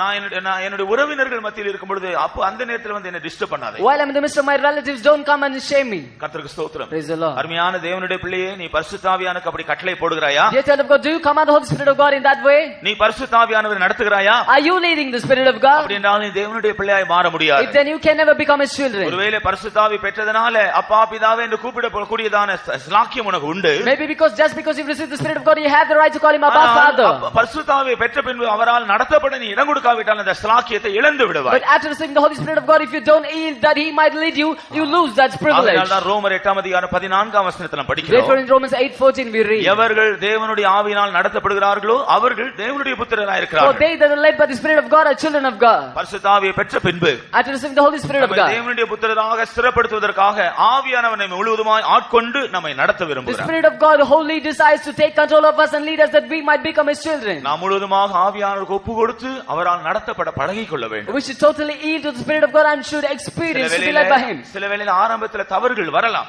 Maybe perhaps in the beginning there might be mistakes. அவைகளை சரிப்படுத்திக் கொண்டு சரியா ஆவியானவர் நடத்தப்படுற ஒரு அனுபவத்தை நாம் கற்றுக்கொள்ள வேண்டும். But we should set it right and be led by the Spirit of God. அப்பொழுதுதான் பிதாவின் வீட்டை சுதந்தரிக்கக்கூடிய அவருடைய புத்திரராக பிள்ளைகளாய் மாற முடியும். Only then we can become a student to inherit his throne. கர்த்தருக்கு ஸ்தோத்திரம். Praise the Lord. அப்படினால பரிசுத்தாவினால் நடத்தப்படுகிறதுனால அவருடைய புத்திரர்களாய் நாம் ஸ்திரப்படுத்தப்படுகிறோம். Because we are led by the Spirit of God, we are established as his children. கர்த்தருக்கு ஸ்தோத்திரம். Praise the Lord. இனி 2 கொரிந்தியர் 6ஆம் அதிகாரம் கடைசி 2 வசனங்களை படிக்கும் பொழுது In 2 Corinthians 6 chapter, the last 2 verses, இங்க அப்போஸ்தலனாகிய பவுல் கொரிந்து சபைக்கு வேறுபாட்டின் சத்தியத்தை போதிக்கிறார். St. Paul, he says about the life of separation to the Corinthian அதை church. போதித்த பின்பு அவர் சொல்லுகிறார், After preaching that, he says, ஆகையினால் நீங்கள் அவைகளை விட்டு புறப்பட்டு பிரிந்து போய் அசுத்தமானதை தொடாமல் இருங்கள். Therefore depart from them and touch not the evil. அப்பொழுது நான் உங்களை ஏற்றுக்கொண்டு உங்களுக்கு பிதாவாக இருப்பேன். And then I will accept you, touch not the unclean, and then I will be my father. நீங்கள் எனக்கு குமாரரும் குமாரத்திகளுமாய் And இருப்பீர்கள். you will be my sons and daughters. கர்த்தருக்கு ஸ்தோத்திரம். Praise the Lord. இதிலிருந்து நாம் என்ன விளங்கிக் What do கொள்கிறோம்? we understand from this? பரிசுத்தாவின் அபிஷேகம் பெற்ற தேவனுடைய ஜனங்கள் People of God who receive the Holy Spirit of God, ஜீவியத்தை கைக்கொள்ளும் பொழுது அவருடைய பிள்ளைகளாக இன்னும் ஸ்திரப்படுத்தப்படுகிறார்கள். when they take hold of the separation life, they are made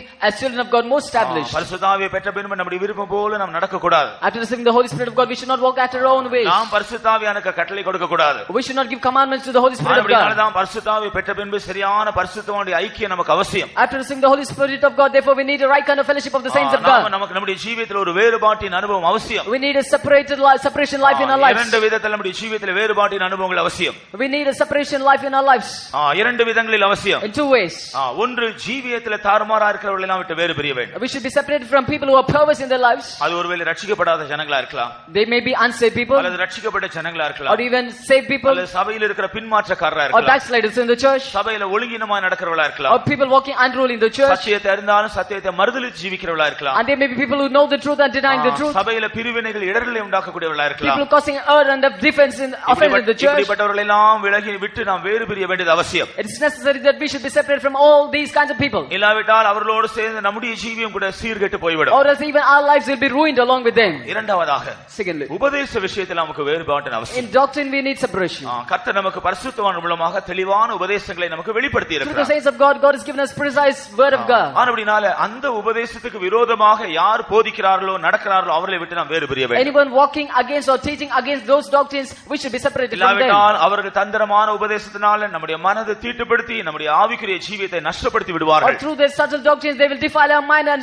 ruin our spiritual life. விசேஷமாக கடைசி நாட்ல கள்ள போதகர்கள் எழும்புவார்கள் என்று சொல்லியிருக்கிறது. Especially in the last days, false prophets will rise. It is said in the word of கள்ள God. தீர்க்கதரிசிகள் எழும்புவார்கள் என்று சொல்லியிருக்கு. False prophets will rise. ஆனபடினால இவர்களால வஞ்சிக்கப்படாமல் இருக்கும்படி நாம் ஒரு சரியான பரிசுத்தவானுடைய ஐக்கியத்துல பாதுகாக்கப்பட்டா மாத்திரம் தான் முடியும். That we might not be deceived by them, we should be preserved in the fellowship of the saints of God. Only then we can be preserved. பரிசுத்தாவியை பெற்ற பின்பு நீங்கள் கர்த்தரிடத்தில் ஜெபிக்க வேண்டும். After receiving the Holy Spirit of God, you should pray to God. ஆண்டவரே, நான் அபிஷேகம் பெற்றுவிட்டேன். Lord, I have received the Holy Spirit. நான் இனி உம்முடைய பிள்ளையாக உம்முடைய குமாரனாக உம்முடைய வீட்டை சுதந்தரிப்பதற்கு நான் எங்கே போக வேண்டும்? And now where should I go that I might inherit your throne, your house, that I might become your நான் children? யாரோடு என்னுடைய ஐக்கியத்தை வைக்க வேண்டும்? With whom should I keep my fellowship?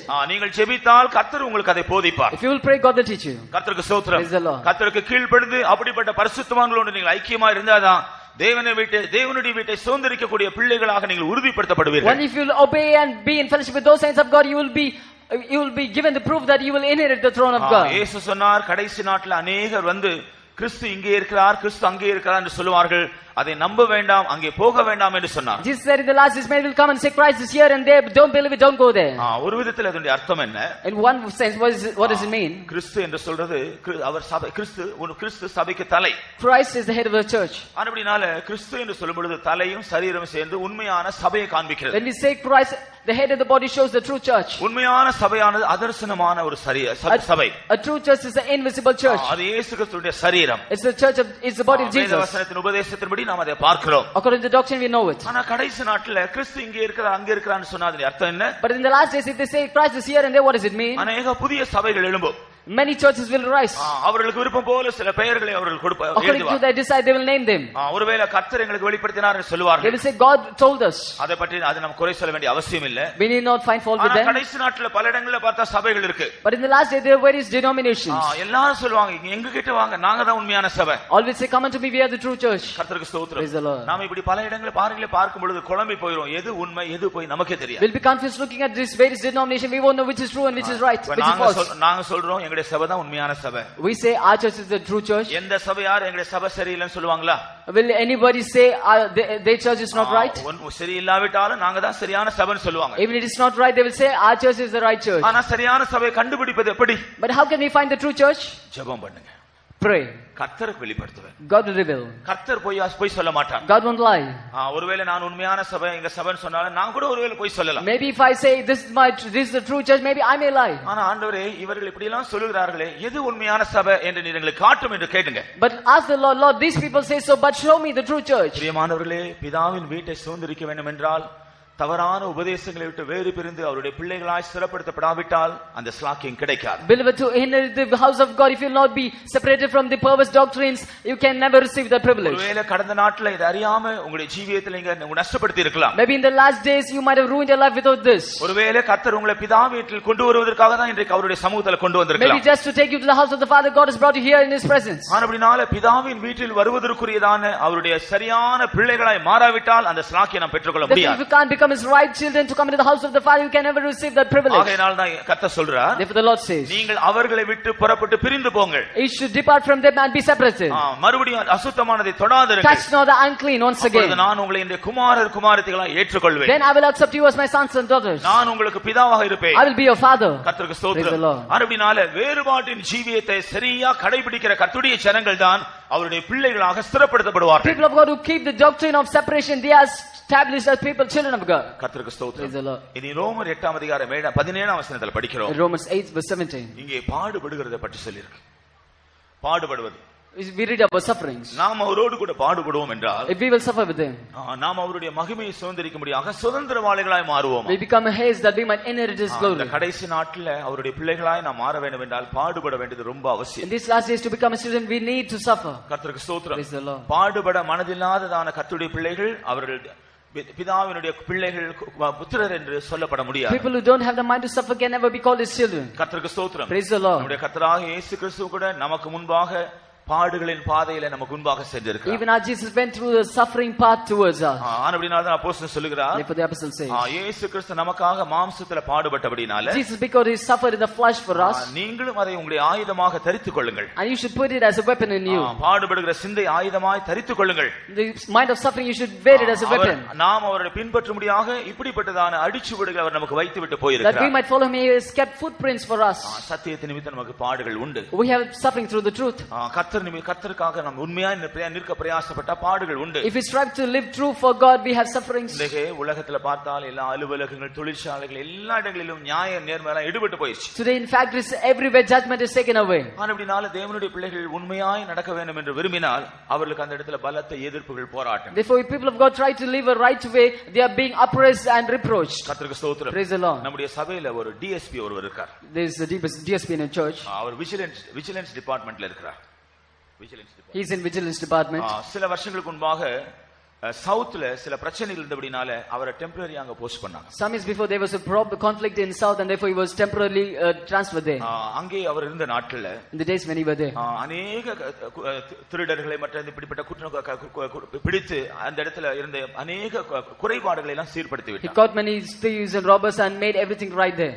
அவர் நேர்மையான மனுஷன். He was a just man. கர்த்தருக்கு ஸ்தோத்திரம். Praise the Lord. ஆனபடினால சில தங்களுடைய குற்றங்களை, தங்களுடைய செய்த தப்பிதங்களை மறைக்க அவர் இடத்துல லஞ்சம் கொண்டு வருவார்கள். ஆனால் அவர் ஏற்றுக்கொள்ள முடியாதபடினால அவர்களுக்கு போக்கு சொல்ல வழி இல்லை. Some will take bribes to him to escape from the judgment, but they won't have any way of escape. ஆனபடினால சில பொருட்கள் கடத்தப்படுவதெல்லாம் நின்று போய்விட்டது. And therefore some of the goods which were trafficked, they were stopped. இதற்கு முன்பாக இருந்தவர்கள் எல்லாம் பணம் வாங்கி கொண்டு அனுமதித்தார்கள். ஆனா இவர் போன பின்பு அவர் பணம் வாங்க முடியாது. ஆகையால் அந்த அவருடைய தொழில் எல்லாம் மிகவும் நஷ்டப்பட்டு விட்டது. People before that they will receive bribes and they will permit it, but because he didn't do that, their business went to a loss. அங்க இருந்தவர்கள் எல்லாம் அவரை தூஷிக்க ஆரம்பிச்சிட்டாங்க. All those people they started blaspheming. இந்த மனுஷன் வந்து நம்முடைய பொழப்பை எல்லாம் கெடுத்து போட்டான். Because of this man all the business is made a loss. அந்தாலும் வாங்குறதுல நம்மையும் வாங்க விட மாட்டான். He is not taking bribes and he is not letting us to do business. உலகம் இப்படி தான் இருக்கு.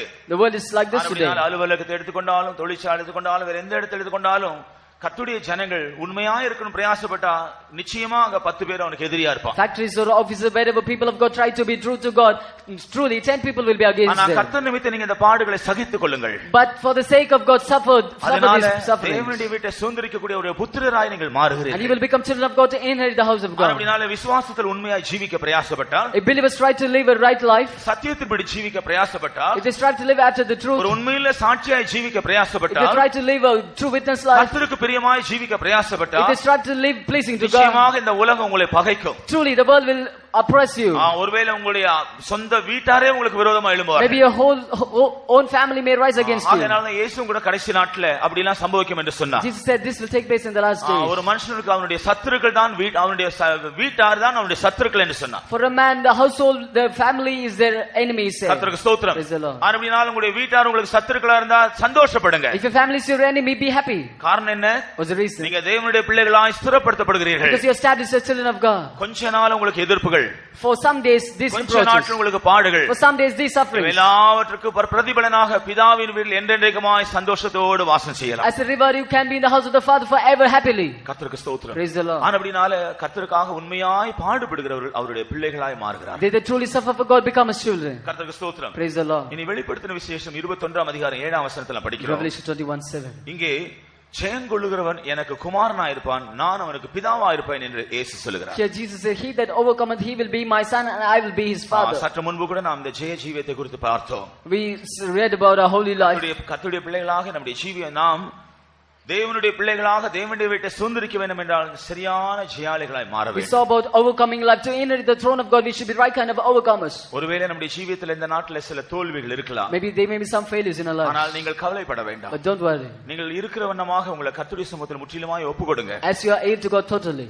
உண்மையாய் நீங்கள் கர்த்தருடைய முகத்தை தேடுங்க. Truly seek his face. உங்களுடைய பலவீனங்களை எல்லாம் கர்த்தருடைய சமூகத்தில் நீங்க அவரை சொல்லுங்க. All your pains tell to him. ஆண்டவருடைய இரக்கம் உங்கள் மேல் வரும். The mercy of God will come on you. ஆண்டவருடைய கிருபை உங்கள் மேல் அளவில்லாமல் வரும். The grace of God will come on you. தேவனுடைய கிருபையினாலே, by his grace, தேவனுடைய தயவினாலே, by his compassion, தேவன் உங்களை பலப்படுத்த போகிறபடினாலே, because he's going to strengthen you, நீங்கள் ஜெயாளிகளாய் மாறுவீர்கள். you will become overcomers. நம்மை ஜெயாளிகளாய் மாற்றுவதே கர்த்தருடைய சித்தமா இருக்கிறது. It is the plan of God that he might make us overcomers. ஆகையால் தான் இயேசு சொன்னார், that is why Jesus said, உலகத்தில் உபத்திரவம் உண்டு, you have tribulation in this world, பயப்படாதீங்க, don't be afraid, திடன் கொள்ளுங்கள், be of good cheer, நான் உலகத்தை ஜெயித்தேன், I have overcome this world, நீங்களும் உலகத்தை ஜெயிக்க நான் உங்களுக்கு உதவி செய்வேன், and I will help you that you too might overcome this world. கர்த்தருக்கு ஸ்தோத்திரம். Praise the Lord. அப்படினால ஜெயாளிகளாய் நாம் மாறும் பொழுது பிதாவின் வீட்டில் என்றென்றைக்கும் தரித்திருக்கக்கூடிய பிள்ளைகளாய் நாம் மாறுகிறோம். When we become overcomers, we become children of God, that we might be established always forever in the church of God. விதமாக பிதாவின் வீட்டை சுதந்தரிக்க வேண்டும் என்றால் நாம் அவருடைய பிள்ளைகளாய் மாற வேண்டியது அவசியம். To inherit the house of God, it is necessary that we become as children. நாம் இப்படி அவருடைய பிள்ளைகளாய் மாற்றப்படுவதற்காக, for us to become as children, கர்த்தர் இந்த பூமியிலேயே நம்மை அவருடைய பிதாவின் வீட்டில் கொண்டு வர விரும்புகிறார். God while on this earth tries to bring us into his church. நாம் சற்று முன்பு பரலோகத்திலே பிதாவின் வீட்டில் கர்த்தர் இயேசு நமக்கு ஆயத்தப்படுத்திய இடத்தை குறித்து சிந்தித்தோம். Sometime before we saw the place that Jesus is preparing for us in heaven in the Father's house. இயேசு இந்த பூமியில் இருக்கும் பொழுது இந்த பூமியிலும் பிதாவின் வீடு இருந்ததாய் சொல்கிறார். But while Jesus was on this earth, he says about the house of the Father in the earth. யோவான் சுவிசேஷம் 2ஆம் அதிகாரம் 16ஆம் வசனத்திலே, John 2:16, ஒரு நாள் தேவாலயத்தில் இருந்ததான எல்லா அந்த காசுக்காரர்கள், புறா விற்கிறவர்கள், ஆடு மாடு விற்கிறவர்களை துரத்தி விட்டு என்னுடைய பிதாவின் வீடு இது, இதை வியாபார வீடாக்காதீர்கள் என்று சொன்னார். Once he went to the synagogue and it chased away all the money changers and people those were selling doves and many things. அப்படினால பரலோகத்தில் இருக்கிற அந்த பிதாவின் வீட்டிலே நமக்குரிய இடத்தை சுதந்தரிக்க வேண்டும் என்றால், to inherit the place that we have in the house of the Father, இந்த பூமியிலேயே ஒரு பிதாவின் வீடு இருக்கிறதை நாம் அறிந்து கொள்ள வேண்டும். while on earth we should know that there is a house of Father in this world. நாம் எல்லாரும் அந்த பிதாவின் வீட்டுக்குள்ள வர வேண்டும். For us, we should come into the house of the Father. அந்த பிதாவின் வீட்டுக்குள்ள நாம் வரும் பொழுது, when we come to the house of the Father, நம்முடைய ஜீவியத்திலே பிதாவானவர் பல விதங்களில் இடைபடுகிறதை நாம் பார்க்கிறோம். we can see our Father will deal in various ways in our lives. இந்த அனுபவங்கள் தான் பரலோகத்தில் இருக்கிற அந்த பிதாவின் வீட்டிலே கர்த்தர் நமக்கு ஆயத்தப்படுத்துகிற இடத்தை சுதந்தரிக்கக்கூடிய பாத்திரவான்களாக, அவருடைய பிள்ளைகளாக நம்மை மாற்றுகிறது. Only these experiences make us children that we might inherit the throne of the heaven that we have in heaven. கர்த்தருக்கு ஸ்தோத்திரம். Praise the Lord. பரலோகத்திலே இயேசு பிதாவின் வீட்டில் ஆயத்தப்படுத்துகிறதான இடத்தை நாம் சுதந்தரிக்க அது நம்மை ஆயத்தப்படுத்துகிறது. That helps us to inherit the place that God is preparing for us in heaven. அப்படினால இந்த பூமியில் இருக்கிற பிதாவின் வீடு என்ன? What is the house that we have, Father's house that we have on earth? அதுதான் கர்த்தர் நமக்கு தந்திருக்கிற சபை. That is the church that God has given us. அதுதான் கர்த்தர் நமக்கு தந்திருக்கிறதான பரிசுத்தவான்களுடைய ஐக்கியம். And that is the fellowship of the saints of God that God has given us. ஸ்தோத்திரம். Praise the Lord. கர்த்தர் கிருபையாக பரலோகத்தில் இருக்கிற பிதாவின் வீட்டை சுதந்தரிக்க இந்த பூமியிலேயே நம்மை அவருடைய பிதாவின் வீட்டில் கொண்டு வந்திருக்கிறார். Graciously that we might enter the house of the Father that is in heaven, while on earth he has brought us to the house of the Father that is on earth. அருமையான தேவனுடைய பிள்ளையே, இந்த பூமியில நீ பிதாவின் வீட்டில் வந்திருக்கிறாயா என்று சற்று உன்னை ஆராய்ந்து பார். Dear child of God, examine yourself whether you come into the house of the Father that is on earth. இந்த பூமியிலேயே இருக்கிற பிதாவின் வீட்டுக்குள்ள நீ வராவிட்டால் பரலோகத்தில் இருக்கிற பிதாவின் வீட்டுக்கு போவது உனக்கு கூடாத காரியமாக மாறும். If you have not come into the house of the Father that is on earth, it won't be a worthy thing for you to go into the house of the Father that is in heaven. இந்த பூமியில் இருக்கிற பிதாவின் வீடு என்று சொல்வது சபையை காண்பிக்கிறது. The house of the Father that is on earth shows the church. கர்த்தருக்கு ஸ்தோத்திரம். Praise the Lord. சபை என்று சொல்வது பெயரினாலே அறியப்படுவதல்ல, அனுபவத்தினாலே அறியப்படுவது. Church is not known by name but by experience. சபை என்று சொல்வது கர்த்தராகிய இயேசு கிறிஸ்துவினுடைய சரீரமா இருக்கிறது. Church is the body of Jesus. அப்படின்றா உண்மையான பிதாவின் வீட்டை, உண்மையான சபையை நாம் எப்படி கண்டுபிடிப்பது? If then how can we find the true church of God or the house of God, the church? நாம் வேதத்துல பார்க்கிறோம் சபை தேவனுடையது. We see the word of God, the church belongs to God. அநேக மனுஷர் சபை எங்களுடையது என்று அவர்கள் வாக்குவாதம் பண்ணி சண்டை போட்டு கொண்டிருக்காங்க. Many they fight saying church is mine. சிலர் சொல்றாங்க ஏன் சபையில இருந்து எல்லாம் உங்க சபையில எல்லாரும் கொண்டு போறீங்க. Some will say you're taking people from my church to your church. என்னுடைய ஆத்மாக்களை எல்லாம் கொள்ளையடிக்கிறீங்க. And you're spoiling our souls. பிரியமானவர்களே, சபை இந்த பூமியில் இருக்கிற எந்த மனுஷனுக்கு சொந்தமானதில்லை. உண்மையான சபை என்று சொல்வது தேவனுக்கு சொந்தமானது. Beloved, church does not belong to any person on this earth. The true church belongs to God. கர்த்தருக்கு ஸ்தோத்திரம். Praise the Lord. திரியேக தேவன் நம்முடைய சபையில செய்திருக்கிற சில காரியங்களை நாம் அறிந்து கொள்ள வேண்டும். We should know certain things the triune God has done in the church. நேரமில்லாதபடினால் வசனங்களை மாத்திரம் நான் சொல்லிவிட்டு நான் போகிறேன். Because of short of time I just say the verse and go. நீங்கள் உங்களுடைய வீடுகளில் போய் அதை தியானித்து நீங்கள் அறிந்து கொள்ளுங்கள். While in your home you should know it.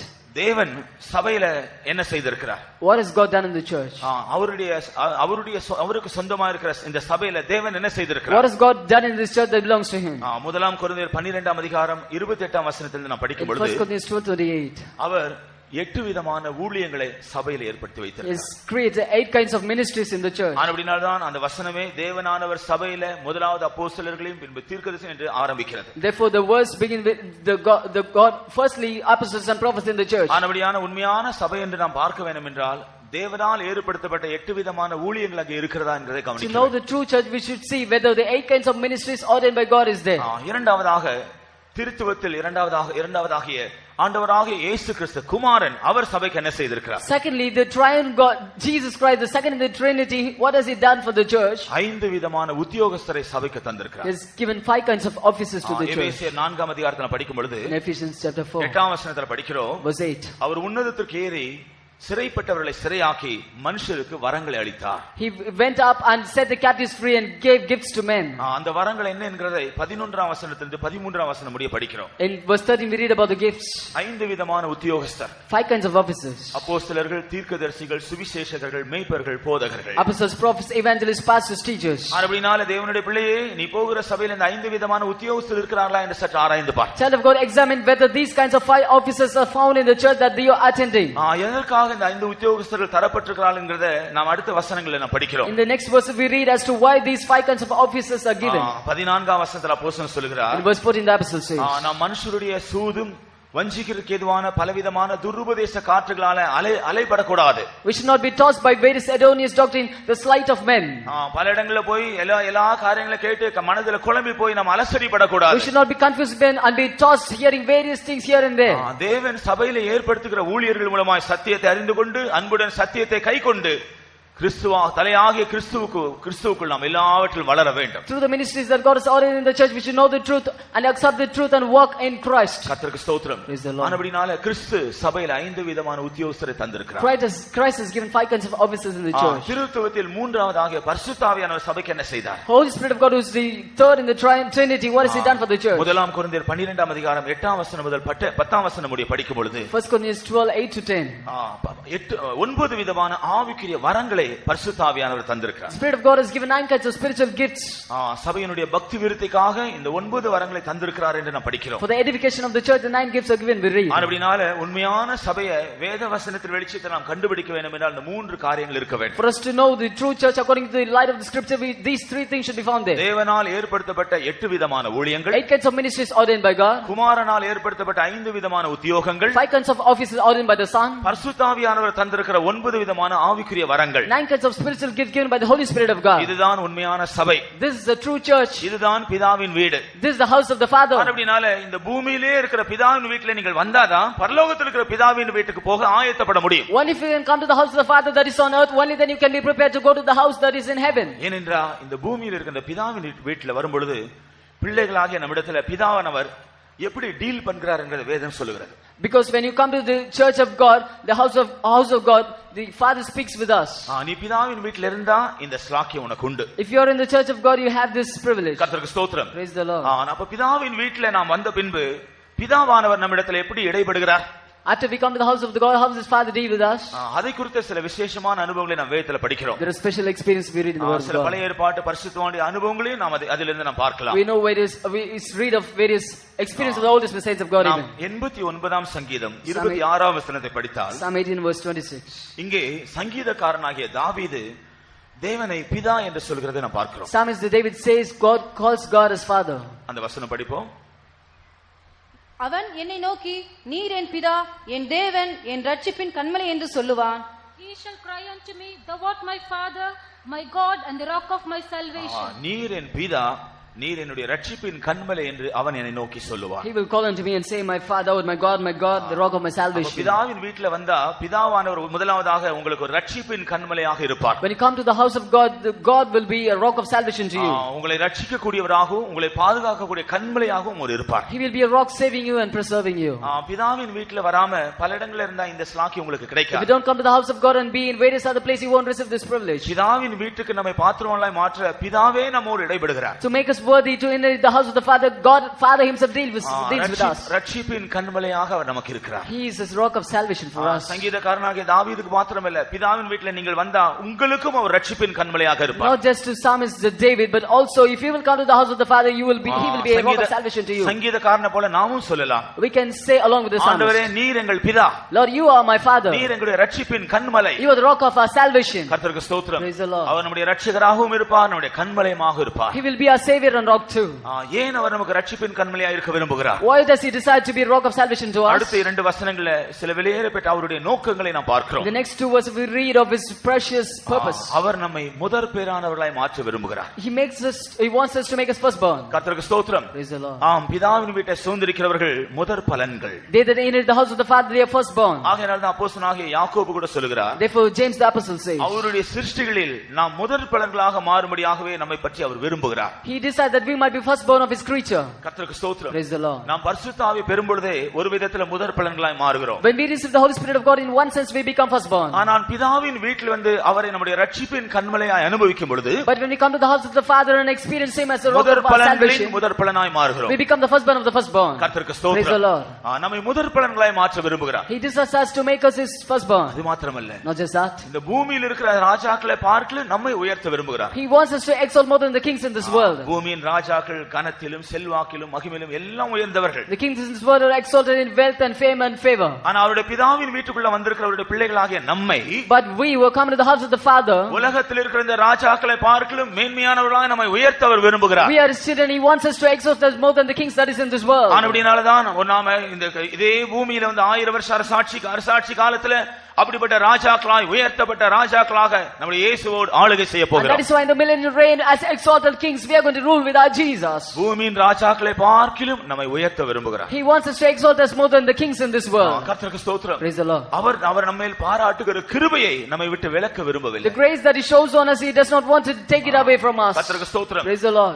தாவீதினிடத்தில் கர்த்தர் சொன்னார், God said to David, சவுலை விட்டு இந்த கிருபையை நான் எடுத்து போட்டேன். I have taken my grace from Saul, ஆனால் உன்னுடைய மகனுடைய ஜீவியத்தில் நான் கிருபை எடுத்து போட மாட்டேன். but in your son's life I won't take it away. கர்த்தருக்கு ஸ்தோத்திரம். Praise the Lord. ஆனபடினால பிதாவின் வீட்டில இருந்தா ஒரு நாளும் கர்த்தர் நம்மை விட்டு அவருடைய கிருபை எடுத்து போட மாட்டார். If you are in the Father's house, God won't take away the grace from you at any time. நம்முடைய ஜீவியத்துல சம்பவிக்கிற சகல காரியங்களுக்கும் காரணம் அவருடைய கிருபை. The reason for all that takes place in your life is his grace. எல்லா நன்மைகளுக்கு காரணம் அவருடைய கிருபை. The reason for all goodness is his grace. நாம் அவருடைய பிதாவின் வீட்டை சுதந்தரிக்க போறதும் அவருடைய கிருபையினால. We are going to enter the throne of the house of the Father because of his grace. பிதாவின் வீட்டில தரித்திருந்தால்தான் தேவனுடைய கிருபை நம்மை விட்டு எடுபடாது. Only if we will remain in the house of the Father, the grace of God won't be taken away from us. அவர் நம்மோடு செய்த உடன்படிக்கையும் கூட முறிக்க மாட்டார். Even the covenant that he makes with us, he won't break it. நாம் பிதாவின் வீட்டில் வரும்பொழுது அவர் நமக்கு செய்கிற உடன்படிக்கை என்ன? What is the covenant that he makes with us when we come to the house of the Father? நீ என் வீட்டில் தரித்திரு. We stay in my house. நான் வெகு சீக்கிரத்துல அந்த பரலோகத்தில் இருக்கிற என் வீட்டில் உன்னை சுதந்திரவாளியாய் மாற்றுவேன். Very soon I will make you I make you in the throne that is in heaven. பிதாவின் வீட்டில் வருகிற எல்லாரோடும் அவர் செய்கிற ஒரு உடன்படிக்கை இது. This is the covenant that he makes with all those who come into the house of the Father. நாம் பிதாவின் வீட்டில் இருந்தாதான் ரட்சிப்பின் கண்மலையாக நாம் அவரை அனுபவிக்கலாம். When if you are in the house of the Father, we can experience him as a rock of our salvation. அதே வேளையில முதற் பலன்களாய் மாறலாம். At the same time we can become firstborn. பூமியின் ராஜாக்களை பார்க்கலும் உயர்ந்தவர்களாய் மாறலாம். We can be exalted more than the kings in this world. அவருடைய மாறாத கிருபையிலே நிலைத்திருக்கலாம். We can be established in his grace that never changes. அவருடைய கிருபை மாறாத கிருபையிலே நாம் நிலைத்திருக்கலாம். We can stay in his unchanging grace. நாம் அவர் நம்மில் செய்ததற்கு உடன்படிக்கைக்கு பாத்திரவான்களாய் மாறலாம். We can become partakers of the covenant that he has made with us. கர்த்தருக்கு ஸ்தோத்திரம். Praise the Lord. இனி ஏசாயா 63 அதிகாரம் 16 வசனத்தை நாம் In படிக்கிறோம். Isaiah 63 verse 16. இங்கே தீர்க்கதரிசி ஆண்டவரை பிதா என்று சொல்கிறதை நாம் பார்க்கிறோம். The prophet here calls God the Father. படிங்க. இப்போதும் கர்த்தாவே, நீர் எங்களுடைய பிதா, நாங்கள் களிமண், நீர் எங்களை உருவாக்குகிறவர், நாங்கள் அனைவரும் உமது கரத்தின் கிரியை. 63 அதிகாரம் 16 வசனம். ஏசாயா 63:16. தேவரீர் எங்கள் பிதாவாய் இருக்கிறீர், ஆபிரகாம் எங்களை அறியான், இஸ்ரவேலுக்கு நாங்கள் அறியப்பட்டவர்களும் அல்ல. கர்த்தாவே, நீர் எங்கள் பிதாவும் எங்கள் மீட்பெருமாய் இருக்கிறீர், இது பூர்வகாலம் முதல் உம்முடைய நாமம். Doubtless thou art our father, though Abraham be ignorant of us, and Israel acknowledges not. Thou, O Lord, art our father, our redeemer. Thy name is from everlasting. நீர் எங்கள் பிதாவும் எங்களுடைய மீட்பெருமாக இருக்கிறீர். Thou art a father and redeemer. கர்த்தருக்கு ஸ்தோத்திரம். Praise the Lord. பழைய ஏற்பாட்டிலே தீர்க்கதரிசி பிதாவை பார்த்து சொல்ற, ஆண்டவரே நீர் எங்கள் பிதாவாகவும் இருக்கிறீர், எங்களுடைய மீட்பராகவும் The இருக்கிறீர். Old Testament the prophet looking at the Lord says, Lord, you are our father and redeemer too. அருமையான தேவனுடைய பிள்ளைகளே, நாம் பிதாவின் வீட்டில் வந்தா அவர் நம்முடைய பிதாவாக மாத்திரமல்ல, அவர் நம்முடைய ஜீவியத்தில் மீட்பராக நம்மோடு இடைபடுகிறார். The children of God, when we come to the house of the Father, he is not just a father but as a redeemer. He is being experienced in our our lives. நம்மை மீட்டுக் கொள்கிறார். He redeems us. அவருக்கு பிரியமில்லாத எல்லா காரியங்களிலிருந்து நம்மை மீட்டுக் He கொள்கிறார். redeems us from all those things unpleasing to him. நாம் சிக்கிக் கொண்டிருக்கிற எல்லா காரியங்களிலும் அவர் நம்மை மீட்டுக் He கொள்கிறார். redeems us from all those things in which we are being caught நம்மை into. வஞ்சிக்கிறதான எல்லா வல்லமைகளிலும் நம்மை மீட்டுக் He கொள்கிறார். redeems us from all the powers that deceives us. பிதாவின் வீட்டில் இருந்தா நாம் எந்த காரியத்துக்கு அடிமைப்பட்டவர்களா இருக்க வேண்டிய அவசியம் வராது. If we are in the house of the Father, we need not be a slave to anything. பிதாவின் வீட்டில் இருந்தா எந்த காரியங்களில் சிறைப்பட்டவர்களா இருக்க வேண்டிய அவசியம் வராது. If we are in the house of the Father, we won't have the necessity to be in captivity to anything. பிதாவின் வீட்டுக்குள்ள வரும்பொழுது பல சிறையிருப்புகளிலும் அடிமைத்தனங்களில் வரலாம். Maybe when you come to the house of the Father, you might be in slavery and captivity. கொஞ்ச நாட்கள் பிதாவின் வீட்டில் இருந்தா, But if you will remain in the house of the Father for some our days, நம்மை படிப்படியாக எல்லா அந்த தீமையான காரியங்களெல்லாம் மீட்டுக் கொள்வார். step by step he will redeem you from all evil. கர்த்தருக்கு Praise the ஸ்தோத்திரம். Lord. ஆகையால் தான் அவர் நம்மை மீட்கும் பொழுது என்ன சம்பவிக்கிறது? Therefore, when he redeems us, what does he say? அதே அதிகாரம் 19 வசனத்தில் நாம் படிக்கிறோம். The same chapter, verse 19. அவர்கள் சொல்கிறார்கள், ஆண்டவரே உம்மை அல்லாமல் வேறு மற்றவர்கள் எங்களை ஆண்டதில்லை. They say, Lord, no other had reigned over us other than you. உம்முடைய நாமம் அல்லாமல் வேறொருடைய நாமம் எங்களுக்கு தரிக்கப்படவில்லை. And no other name has been given us other than your name. பிதாவாக அவர் அவருடைய வீட்டில் நம்மோடு இடைப்பட்டு நம்மை மீட்டுக் கொள்வார் என்றால், If he will redeem us and if he is like a our father நம்முடைய to முழு us, ஜீவியத்தையும் ஆண்டு கொள்வார். a whole life he will rule. நாம் அவருக்கு முழுமையாய் முழுமையாய் மாற்றப்படுவோம். And we'll be totally belonging to him. பிதாவின் வீட்டில் அவர் நம்மை ஆண்டு கொள்கிற ஒரு அனுபவத்தில் வரும் பொழுது, When we come to an experience where he is ruling us in the house of the பாவமோ Father, பிசாசோ வியாதியோ உலகமோ ஒன்று நம்மை உரிமை பாராட்ட sin, முடியாது. devil, sickness, world, nothing can claim right over us. கர்த்தருக்கு ஸ்தோத்திரம். Praise the Lord. அது மாத்திரமல்ல, அவருடைய நாமம் நமக்கு தரிக்கப்படுகிறது. Not just that, his name is given to us. கர்த்தருக்கு ஸ்தோத்திரம். Praise the Lord. அவருடைய நாமம் தரிக்கப்பட்டவர்களாக நாம் அவருடைய வீட்டில் காணப்படுகிறோம். And we will have his name in the house of God. அப்படினால பிதாவின் வீட்டில் நீங்கள் வருவீர்கள் என்றால் அவர் உங்களை மீட்டுக் கொள்கிறார், அவர் முழுமையாய் உங்களை ஆண்டு கொள்கிறார். If you come to the house of the Father, he redeems you, totally reigns you. கர்த்தருக்கு ஸ்தோத்திரம். Praise the Lord. அப்படினால அவருடைய நாமம் உங்களுக்கு தரிக்கப்படுகிறது. His name is given to you. அவருடைய நாமம் தரிக்கப்படுவதன் நோக்கம் என்ன? What's the reason for giving his name to you? நாம் அவருக்கு சொந்தமானவர்கள் என்கிறதை விளங்கச் செய்யும்படியாக. That he might make known to us that we belong to him. பிள்ளைகள் பெற்றோருடைய நாமத்தினால தான் அறியப்படுகிறார்கள். Children are known by their parents' name. Surname. Their son. கர்த்தருக்கு ஸ்தோத்திரம். இதே போல நாம் பிதாவின் வீட்டில் வரும்பொழுது அவருடைய நாமத்தை நமக்கு தரித்து நம்மை அவருக்கு சொந்தமானவர்களாய் When we மாற்றுகிறார். come to the house of the Father, he gives us his name and makes us his own. கர்த்தருக்கு ஸ்தோத்திரம். Praise the Lord. இனி மூன்றாவதாக Thirdly, ஏசாயா 64 அதிகாரம் 8 வசனத்தை நாம் Isaiah படிக்கிறோம். 64 verse 8. நீர் எங்கள் பிதா, நாங்கள் களிமண். You are our Father and we are clay. நீர் எங்களை உருவாக்குகிற ஒரு குயவன். And you are a potter molding us. இங்கிலீஷ்ல சொல்லியிருக்கு, thou art a potter. நீங்களை உருவாக்குற குயவன் என்று சொல்லி இருக்கிறது. You are a potter molding us. கர்த்தருக்கு ஸ்தோத்திரம். Praise the Lord. அப்ப பிதாவின் வீட்டிலே நாம் இருந்தால் If we are in the house of the Father, அவர் நம்மை உருவாக்குகிறதான ஒரு குயவனை போல காணப்படுகிறார். He will be like a potter molding us. நாம் அவருடைய வீட்டில் எப்படி இருக்க வேண்டும்? How should we be in His house? களிமண்ணை போல இருக்க As clay. கர்த்தருக்கு ஸ்தோத்திரம். Praise the Lord. களிமண் குயவனுடைய கையில வந்தா என்ன சம்பவிக்கும்? The clay, when it comes in the hands of the potter, what does He say? மனதிற்கேற்ற பாத்திரமாக அதை உருவாக்குவான். It is being formed according to His mind, a vessel. ஒரு முறை எரேமியா தீர்க்கதரிசியை கர்த்தர் ஒரு குயவனுடைய வீட்டில கொண்டு போனார். Once God took Jeremiah the prophet to the house of a potter. அந்த குயவன் அந்த சக்கரத்தில் வைத்து ஒரு களிமண்ணினால் ஒரு பாத்திரத்தை செய்தான். The potter through the wheel, he was making a vessel with the clay. அது அவனுடைய கையில கெட்டு போயிற்று. It was marred in his hand. மறுபடியும் அதை அவன் சீர்படுத்தி வேறொரு பாத்திரமாக அதை வணைந்தான். Once again he made it, reshaped it into another vessel. இதை காண்பித்து விட்டு கர்த்தர் சொன்னார், God showed it and then said, இஸ்ரவேலரே, நீங்கள் என்னுடைய கையில களிமண் குயவனுடைய கையில இருக்கிறது போல இருக்கிறீர்கள். Israelites, you are in my hand as the clay is in the hand of the potter. இஸ்ரவேலர் மாத்திரம் இல்ல, Not just Israelites. பிதாவின் வீட்டில வருகிற நாம் எல்லாரும் அவருடைய வீட்டில களிமண்ணை போல மாறுகிறோம். All we who come to the house of the Father, we become clay in His hands. யாரெல்லாம் களிமண்ணை போல மாறி அவருடைய கரத்தில் ஒப்பு கொடுக்கிறார்களோ, All those who will become like clay and will yield in His hands, அவருடைய இருதயத்திற்கேற்ற பாத்திரமாக அவர் உருவாக்குகிறார். according to His heart, He designs us as a vessel. மகிமைக்குரிய பாத்திரமாய் உருவாக்குகிறார். As a vessel unto honor. கனத்திற்குரிய பாத்திரமாய் As மாற்றுகிறார். well as a vessel unto glory and honor. எஜமானுக்கு பிரயோஜனமான பாத்திரமாய் மாற்றுகிறார். As a vessel meet to the master's use. நாம் பிதாவின் வீட்டில தரித்திருந்தால் தான், If we stay in the house of the Father, நம்மை அவருக்கு விருப்பமான பாத்திரமாய் நம்மை மாற்றி அவருக்காக அவர் நம்மை உபயோகப்படுத்துவார். He will mold us to the desire of His desire and He will use us. கர்த்தருக்கு ஸ்தோத்திரம். Praise the Lord. அருமையான தேவனுடைய பிள்ளைகளே, நாம் பிதாவின் வீட்டில் இருக்கும் பொழுது இவ்விதமாய் அவருக்கு பிரயோஜனமான பாத்திரமாய் மாற்றப்படுவது எவ்வளவு பெரிய ஸ்லாக்கியம். Beloved children of God, when we are in the house of God, it's a great privilege to be changed as vessels meet for the master's use. கர்த்தருக்கு ஸ்தோத்திரம். Praise the Lord. இனி எரேமியா 3ஆம் அதிகாரம் 4ஆம் வசனத்தை நாம் படிக்கும் பொழுது, Jeremiah chapter 3 verse 4. இங்கே நாம் பார்க்கிறோம், அவர்கள் இங்கே தீர்க்கதரிசி பிதாவின் இடத்துல வேறொரு காரியத்தை சொல்கிறதை நாம் The பார்க்கிறோம். prophet says another things to the Father. படிங்க 3ஆம் அதிகாரம் 24ஆம் வசனம். 3 verse 24. 3:4.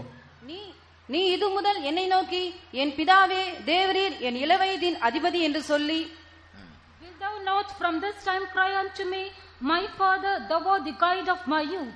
இது முதல் நீ என்னை நோக்கி, என் பிதாவே என் இளவயதின் அதிபதியே என்று சொல்லுவாய். From this time you will cry to me saying, my father, thou art the guide of my youth. பிதாவின் வீட்டில அவர் பிதாவாக மாத்திரம் இல்ல, இளவயதின் அதிபதியாக இருக்கிறார். In the house of the Father, he is not just a father but also the guide of the youth. கர்த்தருக்கு ஸ்தோத்திரம். Praise the Lord. இளவயதின் அதிபதி என்று சொல்லும் பொழுது, when we say you the guide of the youth, எரேமியா 3ஆம் அதிகாரத்தில் நாம் படிக்கிறோம், 2ஆம் அதிகாரத்தில் படிக்கிறோம், கர்த்தர் தம்முடைய ஜனங்களுடைய ஆதி அனுபவத்தை பற்றி சொல்கிறார். In Jeremiah chapter 2, God says about the former days of His people. ஆரம்பத்தில் கர்த்தருக்கு ஏற்ற வைராக்கியம் உண்மையிலவளாய் இருந்ததை பற்றி கர்த்தர் சொல்கிறார். He says about their zeal which they had towards God. நான் உன்னுடைய இளவயதின் பக்தியை அறிந்திருக்கிறேன். I know of the zeal of the youth. Kindness of the youth. இளவயதின் பக்தியை நான் அறிந்திருக்கிறேன். I know the kindness of the youth. கர்த்தருக்கு ஸ்தோத்திரம். Praise the Lord. அப்ப அவருடைய ஆரம்ப காலத்துல இளவயதின் பக்தியை கர்த்தர் கண்டிருக்கிறார். In the beginning days, God has seen the kindness of their youth. ஆனா இந்த ஜனங்களுக்கு இப்பொழுது என்ன சம்பவித்தது? But what has happened to these people now? அந்த அனுபவத்தை எல்லாம் அவர் நஷ்டப்படுத்தினார்.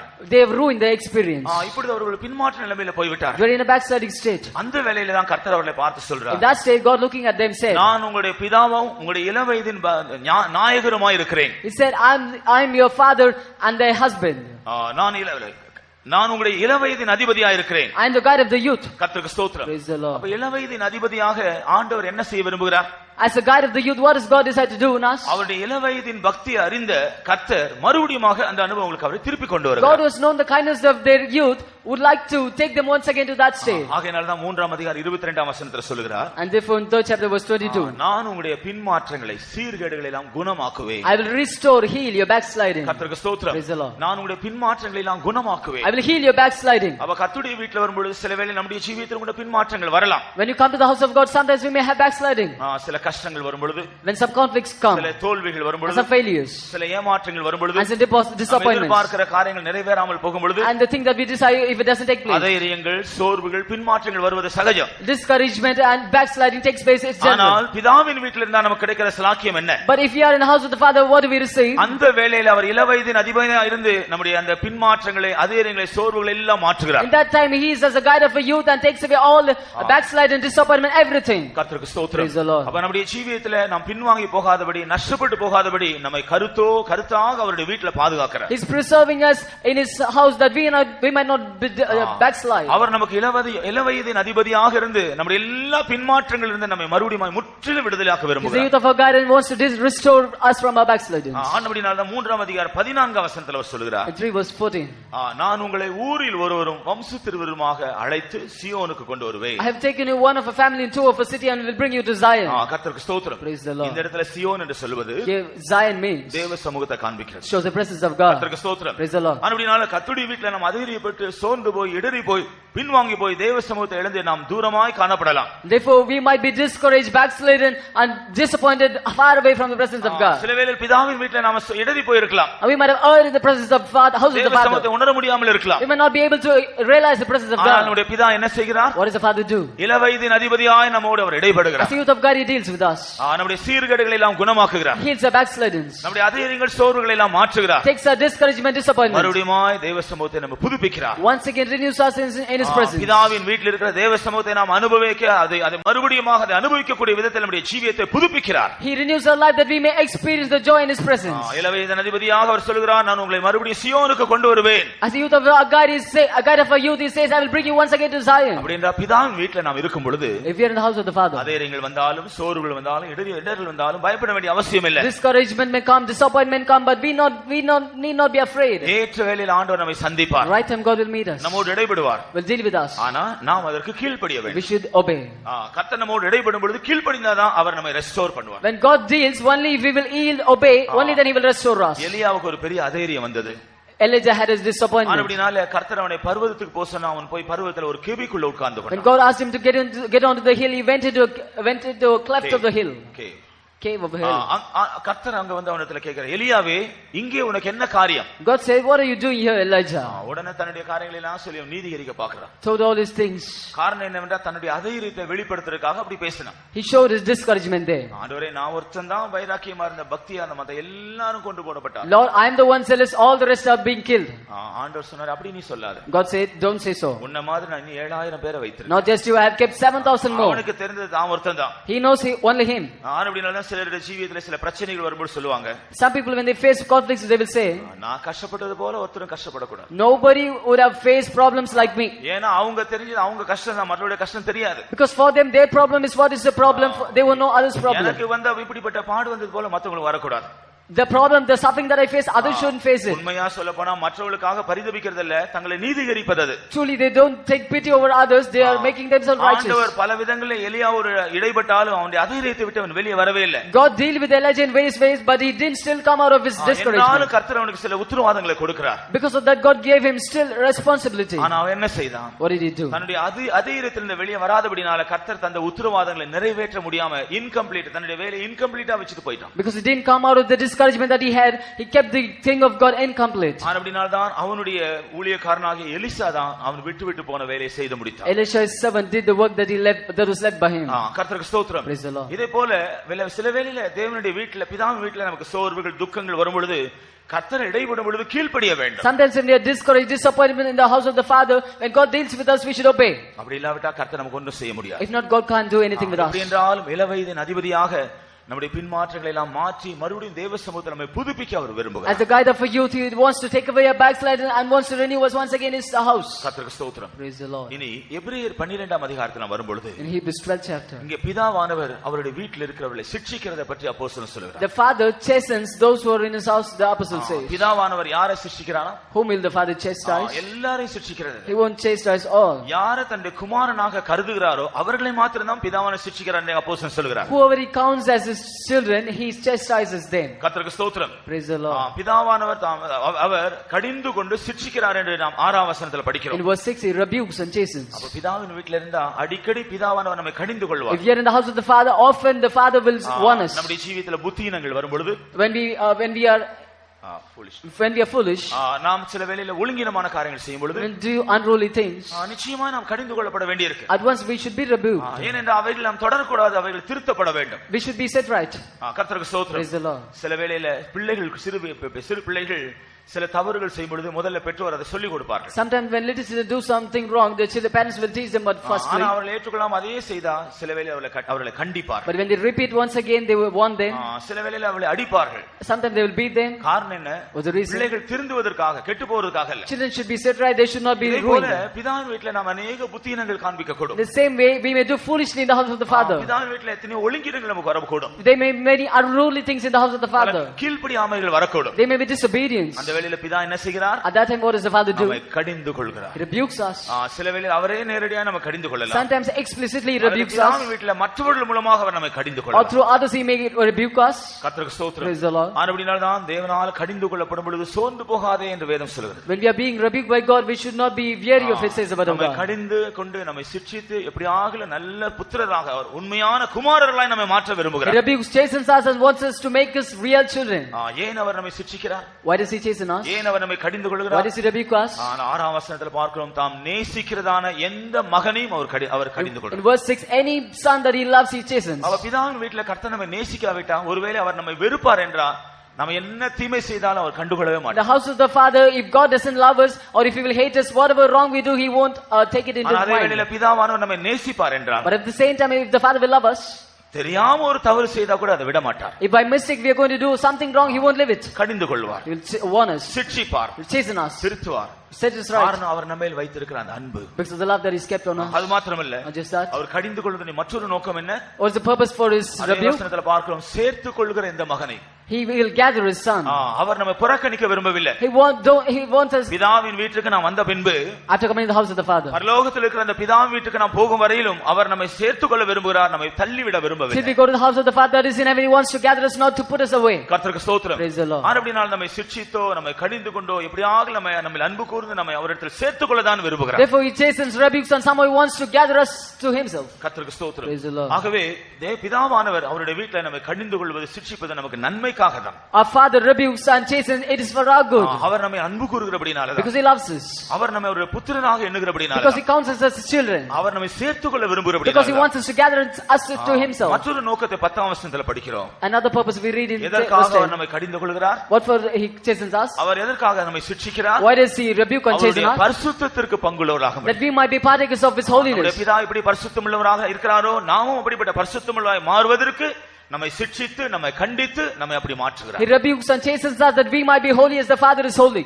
அப்படினால பிதா வீட்டில் ஒரு விதத்துல நமக்கு நன்மைகள் கிடைத்தாலும் மற்றொரு பக்கத்துல கடிந்து கொள்ளுதல் வரும், சிட்சைகள் வரும். அது நாம அதை நாம் அலட்சியப்படுத்தக்கூடாது. Though we may receive goodness in the house of the Father, in another way other angle we will receive warning, rebuke, but we should not neglect it. சில வேளையில கடந்த நாட்கள்ல பிதா வீட்டில் நீங்கள் கடிந்து கொண்ட பொழுது நீங்கள் சோர்ந்து போயிருக்கிறீர்களா? At times in the past days, are you weary because of the chastisement from the Father? பிதா வீட்டில் நீங்கள் திருத்தப்பட்ட பொழுது நீங்கள் இடறி When போயிருக்கிறீர்களா? you said right, are you erred from your state? பிரியமானவர்களே, கர்த்தர் உங்களை பிதா வீட்டில் கொண்டு வந்தது உங்களை அவரை உண்மையான புத்திரர் குமாரர் குமாரத்திகளாய் மாற்றி நித்தியத்தில் இருக்க அந்த பிதாவின் வீட்டுக்கு நம்ம கொண்டு போவதற்காக. Beloved, God has brought you in the house of the Father that he might make you real sons and daughters, and that he might take you to the house of the Father that is in heaven. ஆனபடியால் பழைய ஏற்பாட்டில் யோப் என்கிற ஒரு தேவனுடைய மனுஷன் சொல்கிறான், In the Old Testament period, a saint of God called Job says, தேவனால் திருத்தப்படுகிற மனுஷன் பாக்கியவான். a man who's corrected by God is blessed. தமிழ்ல தேவனால் தண்டிக்கப்படுன்னு சொல்லியிருக்கு. தமிழ்ல தண்டிக்கப்படுறதில்ல, தேவன் யாரை கரெக்ட் பண்ணுகிறாரோ அவன் பாக்கியவான். Whosoever is corrected by God is blessed. அப்ப தேவன் நம்ம கரெக்ட் பண்ணுவார் என்றால் அது நம்முடைய நன்மைக்காக தான். If God will correct us, it is for our good. ஒருவேளை அந்த நேரம் நமக்கு கொஞ்சம் கஷ்டமா இருக்கலாம். Maybe at that time it may be a difficulty for us. அதன் பின்பு அது நமக்கு ஒரு பெரிய ஒரு பிரதிபலனை கொடுக்கும். After which it will give us a great blessing. அப்படினால பிதாவின் வீட்டில் பிதானவர் நம்மை சிட்சித்து நம்மை கண்டித்து நம்மை திருத்தி அவருடைய பரிசுத்தத்தை நம்மை பங்குள்ளவர்களாய் மாற்ற The விரும்புகிறார். house of the Father rebukes us, wants us, chases us, and wants us to make us partakers of his holiness. கர்த்தருக்கு ஸ்தோத்திரம். Praise the Lord. அடுத்தபடியாக Nextly, கலாத்தியர் 4ஆம் அதிகாரம் 6ஆம் வசனத்தை நாம் படிக்கும் in பொழுது Galatians chapter 4 verse 6, அப்போஸ்தலனாகிய பவுல் பிதாவின் வீட்டில் பிதாவான் நமக்கு செய்திருக்க இன்னொரு காரியத்தை சொல்கிறார். St. Paul says about the other thing that the Father does in the house of the Father. கர்த்தருக்கு ஸ்தோத்திரம். Praise the Lord. பிதாவின் வீட்டில் 2 பேரை ஆண்டவர் பிதா நமக்கு வைத்திருக்கிறார். The house of the Father, God has kept 2 persons for us. விசாரணைக்காரரும் உக்கிரானக்காரர். There's 2 words. படிங்க 4ஆம் அதிகாரம் கலாத்தியர் 4ஆம் அதிகாரம் 2ஆம் வசனம். Galatians 4:2. தகப்பன் குறித்த காலம் வரைக்கும் அவன் காரியக்காரருக்கும் வீட்டு விசாரணைக்காரருக்கும் கீழ்ப்பட்டிருக்கிறான். காரியக்காரர் வீட்டு விசாரணைக்காரர், tutors and governors. கர்த்தருக்கு ஸ்தோத்திரம். Praise the Lord. பிதாவின் வீட்ல காரியக்காரரையும் வீட்டு விசாரணைக்காரரும் பிதா ஏற்படுத்தி In the வச்சிருக்கிறார். house of the Father, the tutors and governors are being ordained by the Father. காரணம் என்ன? What's the reason? நாம எல்லாம் பிதாவின் வீட்டுக்கு வந்தவங்க தான். We have come to the house of the Father. நாம் பிதாவின் வீட்டுக்கு வந்திருக்கிறோம். We have come to the house of the Father. ஒரு விதத்துல இந்த பிதாவின் வீட்டுக்கு சுதந்திரவாளியா மாற வேண்டியவர்கள். In one sense, we ought to be heads of this house of the Father. ஆனா நாம் எப்படி இருக்கிறோம்? How are we? சிறு பிள்ளைகளா இருக்கிறோம். Little babes. ஒரு சரியான ஒரு வளர்ச்சி நமக்கு இல்ல. We don't have a proper growth. ஒரு சரியான ஒரு மெச்சூரிட்டி நமக்கு We இல்ல. don't have a proper maturity. அப்படி இருக்கும் பொழுது நாம் சுதந்திரவாளியா மாற முடியாது. When that is so, we can't be heads. ஆனபடினால தான் இங்க நான் பார்க்கிறோம். And that's why we see here. சுதந்திரவாளியானவன் சிறு பிள்ளையா இருந்தா அவனுக்கும் அடிமையானவனுக்கும் வித்தியாசம் இல்லை. A head, if he's a babe, there is no difference between him and a slave. ஆனபடினால அவன் என்ன செய்ய வேண்டும்? Therefore, what should we do? தகப்பன் குறித்த காலம் வரையிலும் வீட்டு விசாரணைக்காரனுக்கும் காரியக்காரருக்கும் கீழ்ப்படிந்திருக்க வேண்டும். We should be under the tutors and governors till the right stage. தகப்பன் தான் அதை குறித்து வைத்திருக்கிறார். The Father has ordained them. ஆனபடினால தேவனுடைய வீட்ல நமக்கு வீட்டு விசாரணைக்காரர் உண்டு, காரியக்காரர் உண்டு. Therefore, in the house of the God, we have tutors and governors. கர்த்தருக்கு ஸ்தோத்திரம். Praise the Lord. இவர்கள் தான் கர்த்தர் நம்மை நடத்தும்படியாய் தந்திருக்கிற பரிசுத்தவான்களை காண்பிக்கிறார். They are servants of saints of God. God has given us that they may lead அவர்கள் us. தான் நம்மை போதிக்கிறவர்கள். They teach us. அவர்கள் தான் நம்மை விசாரிக்கிறவர்கள். They are concerned for us. ஏன் அவர்கள் நம்மை போதிக்கிறார்கள்? Why do they teach us? ஏன் அவர்களை விசாரிக்கிறார்கள்? Why do they inquire of us? நம்முடைய அந்த குழந்தைக்குரிய தன்மையிலிருந்து நாம் முற்றிலுமாய் மாறுபட்டு ஒரு வளர்ச்சியை பெற்றுக்கொள்வதற்காக. We should be changed from the tendency of being a child and we should receive a growth. இன்னொரு விதத்துல சொன்னா அவர்கள் தான் நம்மை வளர்க்கிறவர்கள். In another sense, they grow us up. அவர்கள் தான் நம்மை வளர்த்து வீட்ல சுதந்திரவாளிகளாய் நம்மை மாற்றுகிறார்கள். They bring us up and make us heirs in the house of God. ஆகையால் நாம் என்ன செய்ய வேண்டும்? What should we do? பிதாவின் வீட்ல தேவன் நமக்கு வைத்திருக்கிற வீட்டு விசாரணைக்காரருக்கு காரியக்காரருக்கும் கீழ்ப்படிந்திருக்க வேண்டும். We should obey the tutors and the governors that God has kept in the house of the Father. நாம் அவர்களுக்கு கீழ்ப்படியாவிட்டா சுதந்திரவாளியாய் மாற முடியாது. If we will not obey, we can never become heirs. நாம் அவரை அலட்சியப்படுத்தினால் சுதந்திரவாளிகளாய் மாற முடியாது. If we will neglect, we can never become heirs. நாம் அவர்களை எதிர்ப்போம் என்றால் அவர்களுக்கு விரோதமாக நாம் காணப்படுவோம் என்றால் சுதந்திரவாளிகளாய் மாற முடியாது. If we will oppose them, we can never be heirs. தகப்பன் குறித்த காலம் வரையிலும் வீட்டு விசாரணைக்காரருக்கும் காரியக்காரருக்கும் கீழ்ப்படிக்கிறவர்கள். Till the time said by the Father, those who obey the tutors and governors தகப்பனுடைய வீட்ல சுதந்திரவாளிகளாய் மாறுவார்கள். will become heirs in the house of the Father. கர்த்தருக்கு ஸ்தோத்திரம். Praise the Lord. அப்படினா பிதாவின் வீட்ல கர்த்தர் நம்மை கொண்டு வந்து எப்படியெல்லாம் நம்மோடு இடைப்பட்டு அவருடைய உண்மையான பிள்ளைகளாய் மாற்றுகிறார் பாருங்க. Various ways. Look at the various ways in which God is dealing with us that he might bring us into the house of the Father and make us his children. கடைசியாக Lastly, பிதாவானவர் பிதாவின் வீட்டில் இடைப்படுகிற இரண்டு அம்சங்களை பற்றி படிக்கிறோம். we read of two aspects in which the Father deals with the children. யாக்கோபு 1 அதிகாரம் 17 படிக்கும் பொழுது James 1:15. நம்மை ஆசீர்வதிக்கிற விஷயத்தில், In the thing concerning blessing us, எல்லா நன்மைகளினால் நம்மை நிறைக்கிற விஷயத்தில், in the thing regarding blessing us with all goodness, அவர் ஜோதிகளின் பிதாவாய் இருந்து நம்மை ஆசீர்வதிக்கிறார்னு பார்க்கிறோம். as the light of Father of lights, he blesses us. நம்மை ஆசீர்வதிக்கிற விஷயத்தில் அவரிடத்தில் எந்த பட்சபாதமும் இல்லை. In things regarding blessing us, there is no partiality in them. அப்படினால் தான் அவரிடத்தில் யாதொரு வேற்றுமை நிழல் இல்லை என்று நாம் படிக்கிறோம். There is no shadow of difference in it. கர்த்தருக்கு ஸ்தோத்திரம். Praise the Lord. பிதாவின் வீட்டில் நம்மை ஆசீர்வதிக்கும் பொழுது எந்த விதமான பட்சபாதம் இல்லாமல் எல்லாரையும் கர்த்தர் ஒரே விதமாய் ஆசீர்வதிக்கிறார். When blessing in the house of the Father, there is no partiality. He blesses everyone alike. கர்த்தருக்கு ஸ்தோத்திரம். Praise the Lord. ஆனா சில வேளையில அவருடைய திராணிகளுக்கு ஏற்றபடி கர்த்தர் ஆசீர்வதிக்கிறார். But sometimes according to their ability, God blesses them. அப்படினால நாம் பிதாவின் வீட்டில் இருக்கும் பொழுது ஒரு நாளும் கர்த்தர் நம்முடைய ஜீவியத்துல பட்சபாதம் காண்பிக்கிறது இல்லை. Therefore, when we are in the house of the Father, God won't show partiality. நன்மையான எந்த வரமும் பூர்ணமான எந்த நன்மையான ஈவு பூர்ணமான வரமெல்லாம் அவரிடத்தில் நமக்கு வருகிறது. Every good gift and perfect gift coming from the Father. எல்லா நன்மைகளினால எல்லா ஈவுகளினால பட்சபாதம் இல்லாமல் அவருடைய வீட்டில் நம்மை ஆசீர்வதிக்கிறார். With every good gift and perfect gift without any partiality, he fills us with his goodness in the house of the Father. கர்த்தருடைய பிதாவின் வீட்டில் பிதாவினால இவ்விதமாய் ஆசீர்வதிக்கப்படும் பொழுது அந்த ஆசீர்வாதத்திற்கு பாத்திரவான்களாய் நன்றியுள்ளவர்களாய் நாம் ஜீவிக்க வேண்டியது அவசியம். And we need to live a grateful life for this blessing that we receive in the house of the Father. கர்த்தருக்கு ஸ்தோத்திரம். Praise the Lord. அதே வேளையில And at the same time, 1 பேதுரு 1 அதிகாரம் 17 படிக்கும் பொழுது 1 Peter 1:17, இங்கே பிதாவானவருடைய அதே பட்சபாதம் இல்லாமல் செய்கிற இன்னொரு காரியத்தை நாம் பார்க்கிறோம். we see another thing which the Father does without partiality. யாக்கோபு அப்போஸ்தலன் சொல்கிறார் அவர் பட்சபாதம் இல்லாமல் நம்மை ஆசீர்வதிக்கிறார். James the apostle says he blesses us without partiality. ஆனா பேதுரு அப்போஸ்தலன் என்ன சொல்றார்? But what does Peter say? பட்சபாதம் இல்லாமல் நியாயம் தீர்க்கிறவர். Without partiality he will judge us. நம்முடைய பிதா எப்படிப்பட்டவர்? Who is our Father? பட்சபாதம் இல்லாமல் ஆசீர்வதிக்கிறவர். He blesses without partiality. அதே வேளையில பட்சபாதம் இல்லாமல் நியாயம் தீர்க்கிறவர். At the same time, without partiality he will judge us. பிதாவின் வீட்டில் அவர் நம்ம கொண்டு வந்து இவ்வளவு ஸ்லாக்கியங்களை எல்லாம் நமக்கு தந்திருக்கும் பொழுது, He brought us in the house of the Father while he has given us these kinds of blessings. நாம் அதற்கேற்ற பாத்திரவான்களாய் இராவிட்டால், if we are not worthy of it, பிதாவின் வீட்டில் வந்ததனால ஆண்டவர் சும்மா விட முடியாது. Because we have come to the house of the Father, God can let us go just like that. பட்சபாதம் இல்லாமல் நம்மை நியாயம் தீர்ப்பார். Without partiality will judge us. கர்த்தருக்கு ஸ்தோத்திரம். Praise the Lord. நம்முடைய பிதா நமக்கு செய்கிற அநேக நன்மைகளை நாம் பார்த்தோம். We saw various good things that God our Father did to us. அதே வேளையில் அவர் பட்சபாதம் இல்லாமல் நியாயம் தீர்க்கிறார் என்று நாம் அறிந்திருக்க வேண்டும். At the same time we should have known that he judges without partiality. அதுதான் உண்மையாய் அவரை கனப்படுத்தும், அவருக்கு கீழ்ப்படியும், அவருக்கு பிரியமாய் நடக்கும், நமக்கு உதவி செய்யும். That will help us honor him and obey him. சும்மா ஆண்டவர் ஆசீர்வதிக்கிற ஆசீர்வாதம் சொல்லி தாறுமாறா நாம ஜீவிக்க முடியாது. We can't say God is blessing us and we can live as we like. பிதாவின் வீட்டில் இருக்க வேண்டிய விதத்தில் இல்லாவிட்டா நாம் ஏற்கனவே கவனித்தோம், கடிந்து கொள்வார், சிட்சிப்பார். If we stay not in the way we ought to stay in the house of the Father, he will chasten us, rebuke us as we saw before. அப்படியே நாம் திருந்தாவிட்டா கடைசியில் அவர் நம்மை நியாயம் தீர்க்கக்கூடியவராய் மாறிவிடுவார். Even if then we are not corrected, at last he will judge us. பிதாவின் வீட்ல கர்த்தர் நம்ம கொண்டு வருவதன் நோக்கம் ஒருவரையும் நியாயம் தீர்ப்பதற்காக அல்ல. But the purpose of God bringing us into the house of the Father is not to condemn anyone. ஆனா நாம் பிதாவின் வீட்ல கர்த்தர் நம்மை கொண்டு வந்து வைத்திருக்கிற ஸ்லாக்கியத்தை நாம் அலட்சியப்படுத்தும் பொழுது சில வேளையில நியாயம் தீர்க்கிறவராக அவரை சந்திக்க வேண்டியிருக்கும். But when we neglect the privilege of God bringing us into the house of the Father, at times we will have to face judgment. அப்படினால இந்த பூமியிலே பிதாவின் வீடு உண்டு. There is a house of Father in the world. இந்த பூமியிலே அவர் நம்முடைய பிதாவாக, நம்முடைய ரட்சிப்பின் கன்மலையாக இருக்கிறார். In this world he is a Father rock of our salvation. அவர் நம்முடைய மீட்பராக He is இருக்கிறார். a redeemer. அவர் நம்மை உருவாக்குகிறவராய் இருக்கிறார். He is a person molding us. அவர் நம்முடைய இளவயதின் அதிபதியாய் He is இருக்கிறார். the youth of a guide. அவர் நம்மை சிட்சித்து நம்மை கடிந்து கொண்டு திருத்துகிறவராய் இருக்கிறார். He is the guide of a youth. He wants us, rebukes us, chastens us. காரியக்காரர்கள், வீட்டு விசாரணைக்காரர் கீழே நம்ம வைத்து நம்மை வளர்க்க, நம்மை உருவாக்குகிறவராய் இருக்கிறார். He has kept us under tutors and governors and grows us up.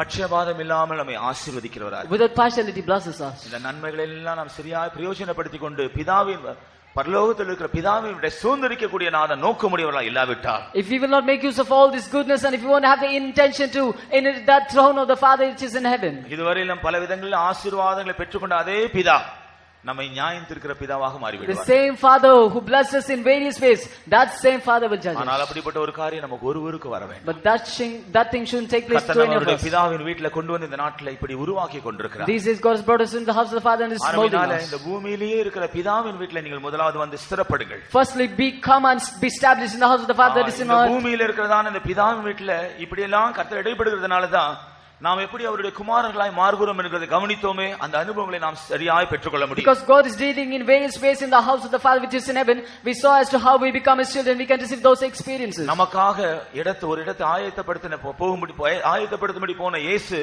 ஏறக்குறைய அந்த வேலை செய்து முடித்து விட்டார். Jesus went to prepare a place for us, has already almost completed it. வெகு சீக்கிரத்தில் அவர் வந்து நம்மை அந்த பிதாவின் வீட்டுக்கு கொண்டு போக போகிறார். Very soon he will come and take us to the house of the Father. நாம் எத்தனை பேர் அந்த பிதாவின் வீட்டுக்கு போக ஆயத்தப்பட வாஞ்சிக்கிறோம்? How many of you decide to be ready to go to the house of the Father? இந்த பூமியிலே இருக்கிற பிதாவின் வீட்டில் பிதாவான ஒரு பல விதங்களில் நம்மோடு இடைப்படுகிற அனுபவங்களை நாம் அது நிமித்தமாக சரியா அவருடைய குமாரத்திகளை நாம் மாறுவோமாக. Through the various experiences in which the Father is dealing with us in the house of the Father, we should become right kinds of sons and daughters. அப்படிப்பட்டவர்களை சேர்க்கும்படியாக இயேசு சீக்கிரமாய் வருகிறார். To gather such people, Jesus is coming soon. நாம் இயேசு நமக்கு பிதாவின் வீட்டில் ஆயத்தப்படுத்தி இருக்கிற இடத்திற்கு நாம் போவோம். Let us go to the place which Jesus has prepared us for us in the house of the Father. நாம் காணப்படுவோம். Let us be found there forever. அது நித்திய வீடு என்று நாம் கவனித்தோம். We saw that it's an eternal home. பரலோகத்தில் இருக்கிற பிதாவின் வீட்டில் நம்மை சேர்த்துக் கொள்ளும்படியாக இயேசு சீக்கிரமாய் வருகிறார். Jesus is coming soon that he might gather us into the house of the Father that is in heaven. பூமியில் இருக்கிற இந்த பிதாவின் வீட்டில் நாம் எல்லாரும் கடந்து இந்த பிதாவின் வீட்டில் ஸ்திரப்படுவோமாக. Before which let us all come to the house of the Father that is on earth and be established. அவருடைய உண்மையான குமாரத்திகளாய் நாம் மாறுவோமாக. Let us become his true sons and daughters. அப்படி என்றால் நிச்சயமாக பரலோகத்தில் இருக்கிற பிதாவின் வீட்டை சுதந்திரிக்கக்கூடிய ஸ்லாக்கியம் நமக்கு கிடைக்கும். Then truly we will receive the privilege to inherit the throne of the Father that is in heaven. நாம் எல்லாரும் கண்களை மூடுவோமா? Let us close our eyes. கர்த்தருடைய சமூகத்தில் நாம் கேட்ட வசனங்களை சற்று தியானிப்போமாக. Let us meditate on the word of God that we heard in the presence of God. எத்தனை பேர் பிதாவின் வீட்டில்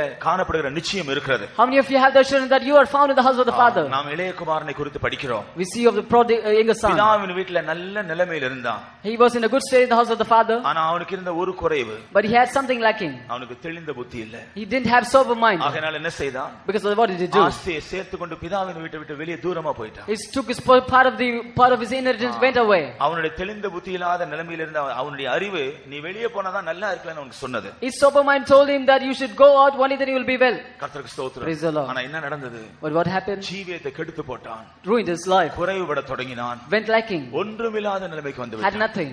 அப்பொழுதுதான் புத்தி தெளிவு வந்தது. Only then came to his senses. அப்பொழுதுதான் அவனுக்கு புத்தி தெளிவு வந்தது. Only then he came to his senses. புத்தி தெளிவு வந்த பொழுது அவன் என்ன சொன்னான்? When he came to his senses, what did he say? பிதாவின் வீட்டின் மேன்மை இப்பொழுதுதான் நான் உணர்கிறேன். Only now I understand the excellence of my father's house. பிதாவின் வீட்டில வேலைக்காரர்கள் எவ்வளவு நல்லா இருக்கிறார்கள்.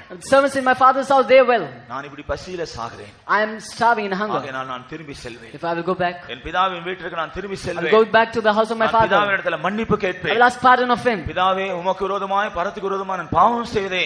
Father, I have sinned against you in heaven. ஆனபடியால் என்னை உம்முடைய குமாரனாக அல்ல என்னை வேலைக்காரனாக ஏற்றுக்கொள்ளும் என்று சொல்வேன். Therefore accept me at least as a son, not as a child. அந்த தீர்மானத்தோடு அவன் திரும்பி வந்தான். With the determination he came back. ஒரு நாள் தன்னுடைய மகன் வருவான் என்பதை எதிர்பார்த்து கொண்டிருந்த பிதா, The father who was waiting for his son to return தன்னுடைய மகன் someday, தூரத்தில் வருவதை கண்டான். saw his son far away, வேகமாய் ஓடி போனான். ran fastly, தன்னுடைய குமாரனை கட்டி அணைத்துக் கொண்டான். hugged his son. அந்த குமாரன் அவன் சொல்ல வேண்டியதெல்லாம் சொன்னான். The son told all that he wanted ஆனால் to. அதையெல்லாம் பிதாவானவர் கவனிக்கவில்லை. Father didn't take you to all that. என்னுடைய மகன் திரும்பி வந்து விட்டானே என்பது அவனுக்கு ஒரு பெரிய சந்தோஷம். A great happiness because his son came back. சந்தோஷமாய் அவனுடைய வீட்டுல கொண்டு வந்தான். Happily he took his son back வீட்டுல home. ஒரு பெரிய விருந்து செய்து நாம் இன்றைக்கு சந்தோஷப்பட வேண்டும் என்று சொன்னான். He said we should make a great feast and we should be happy. என் குமாரனாகியவன் மரித்தான், மறுபடியும் உயிரோடு எழும்பினான். My son was dead and is alive again. இவன் காணப்படாமல் போனான், மறுபடியும் He காணப்படுகிறான். was lost but now he is found. ஆனபடியால் நாம் சந்தோஷப்பட வேண்டும். Therefore he should be happy. தேவனுடைய பிள்ளையே, Child of அந்த God. இளைய குமாரனை போல ஒருவேளை நீ பிதாவின் வீட்டை விட்டு வெளியே போயிருக்கிறாயா? Like the youngest son, are you out from the house of the father? உன்னுடைய தெளிந்த புத்தி இழந்தபடினால பிதாவின் வீட்டை விட்டு வெளியே இருக்கிறாயா? Because you lost your sober mind, are you away from the house of the father? பரலோகத்தில் இருக்கிற பிதாவின் வீட்டுக்கு உன்னை ஆயத்தப்படுத்த உன் பிதா விரும்புகிறார். Your father decides that he might prepare you for the house of the father. ஆனபடியால் பிதாவின் வீட்டுக்கு நீ திரும்பி வருவாய் என்றால் உன்னை சந்தோஷமாய் ஏற்றுக்கொள்வார். If you will come back to the house of the father, happily he will accept you.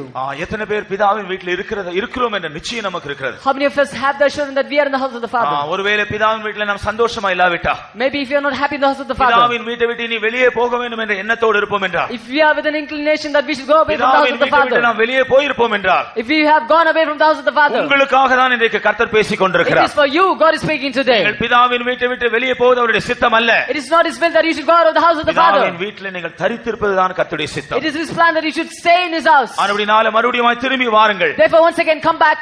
யாராகிலும் பிதாவின் வீட்டை விட்டு வெளியே போயிருக்கிற உணர்வு இருந்தால் மறுபடியும் திரும்பி வாருங்கள். If anyone has gone out of the father's house, come back once உங்களுடைய again. பிதா உங்களுக்காக காத்துக் கொண்டிருக்கிறார். Your father is waiting for you. உங்களை சந்தோஷமாய் ஏற்றுக்கொள்ளும்படி காத்துக் He is கொண்டிருக்கிறார். waiting that he might accept you happily.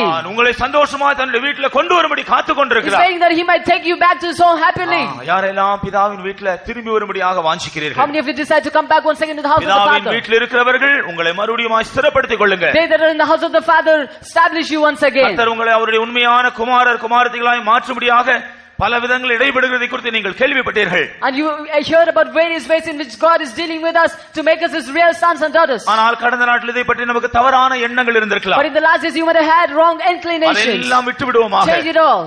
ஆண்டவனுடைய நன்மைக்காக, For your goodness. நம்ம வீட்டின் சுதந்திரவாளியாய் மாறுவதற்காக, That we might be partakers of the பரலோகத்தில் இருக்கிற house. பிதாவின் வீட்டுக்கு நம்மை ஆயத்தப்படுத்தும்படியாக That we might prepare ourselves for the house of the father that is in heaven. அவருடைய வீட்டில் இவைகளை எல்லாம் செய்கிறார். He does all the work in the house. அதனால சந்தோஷமாய் கர்த்தர் நம்மோடு இடைபடுகிற காரியங்களை நாம் ஏற்றுக்கொள்வோமாக. Happily in all the things that God is dealing with us, let us accept it. கர்த்தருடைய சமூகத்தில் யாரெல்லாம் அதற்காக ஒப்பு கொடுக்க முடியும்? All those who can yield to the God in இந்த this மாலை thing. நேரத்திலும் பிதாவின் வீட்டில் நான் தரித்திருக்க விரும்புகிறேன் என்று எத்தனை பேர் தீர்மானம் செய்ய முடியும்? How many of you can determine that I would like to stay in the house of the father? பிதாவின் வீட்டை விட்டு வெளியே போயிருக்கிற எத்தனை பேர் நான் பிதாவின் வீட்டிற்கு திரும்பி வருவேன் என்று தீர்மானம் செய்ய முடியும்? All those who have gone out of the father, how many of you want to determine to come back into the house of the அப்படிப்பட்டவர்களை father? எல்லாம் பிதாவின் கரம் தொட போகிறது. All such people, the hand of the God is good. Father is going to பிதாவின் touch கரம் them. உங்களை அணைத்துக் கொள்ள போகிறது. God is going to embrace you. சந்தோஷமாய் உங்களை பிதாவின் வீட்டுக்குள்ள கொண்டு வர போகிறது. Happily is going to bring you into the house of the father. நீங்கள் உங்களை ஒப்பு கொடுப்பீர்களா? Will you yield?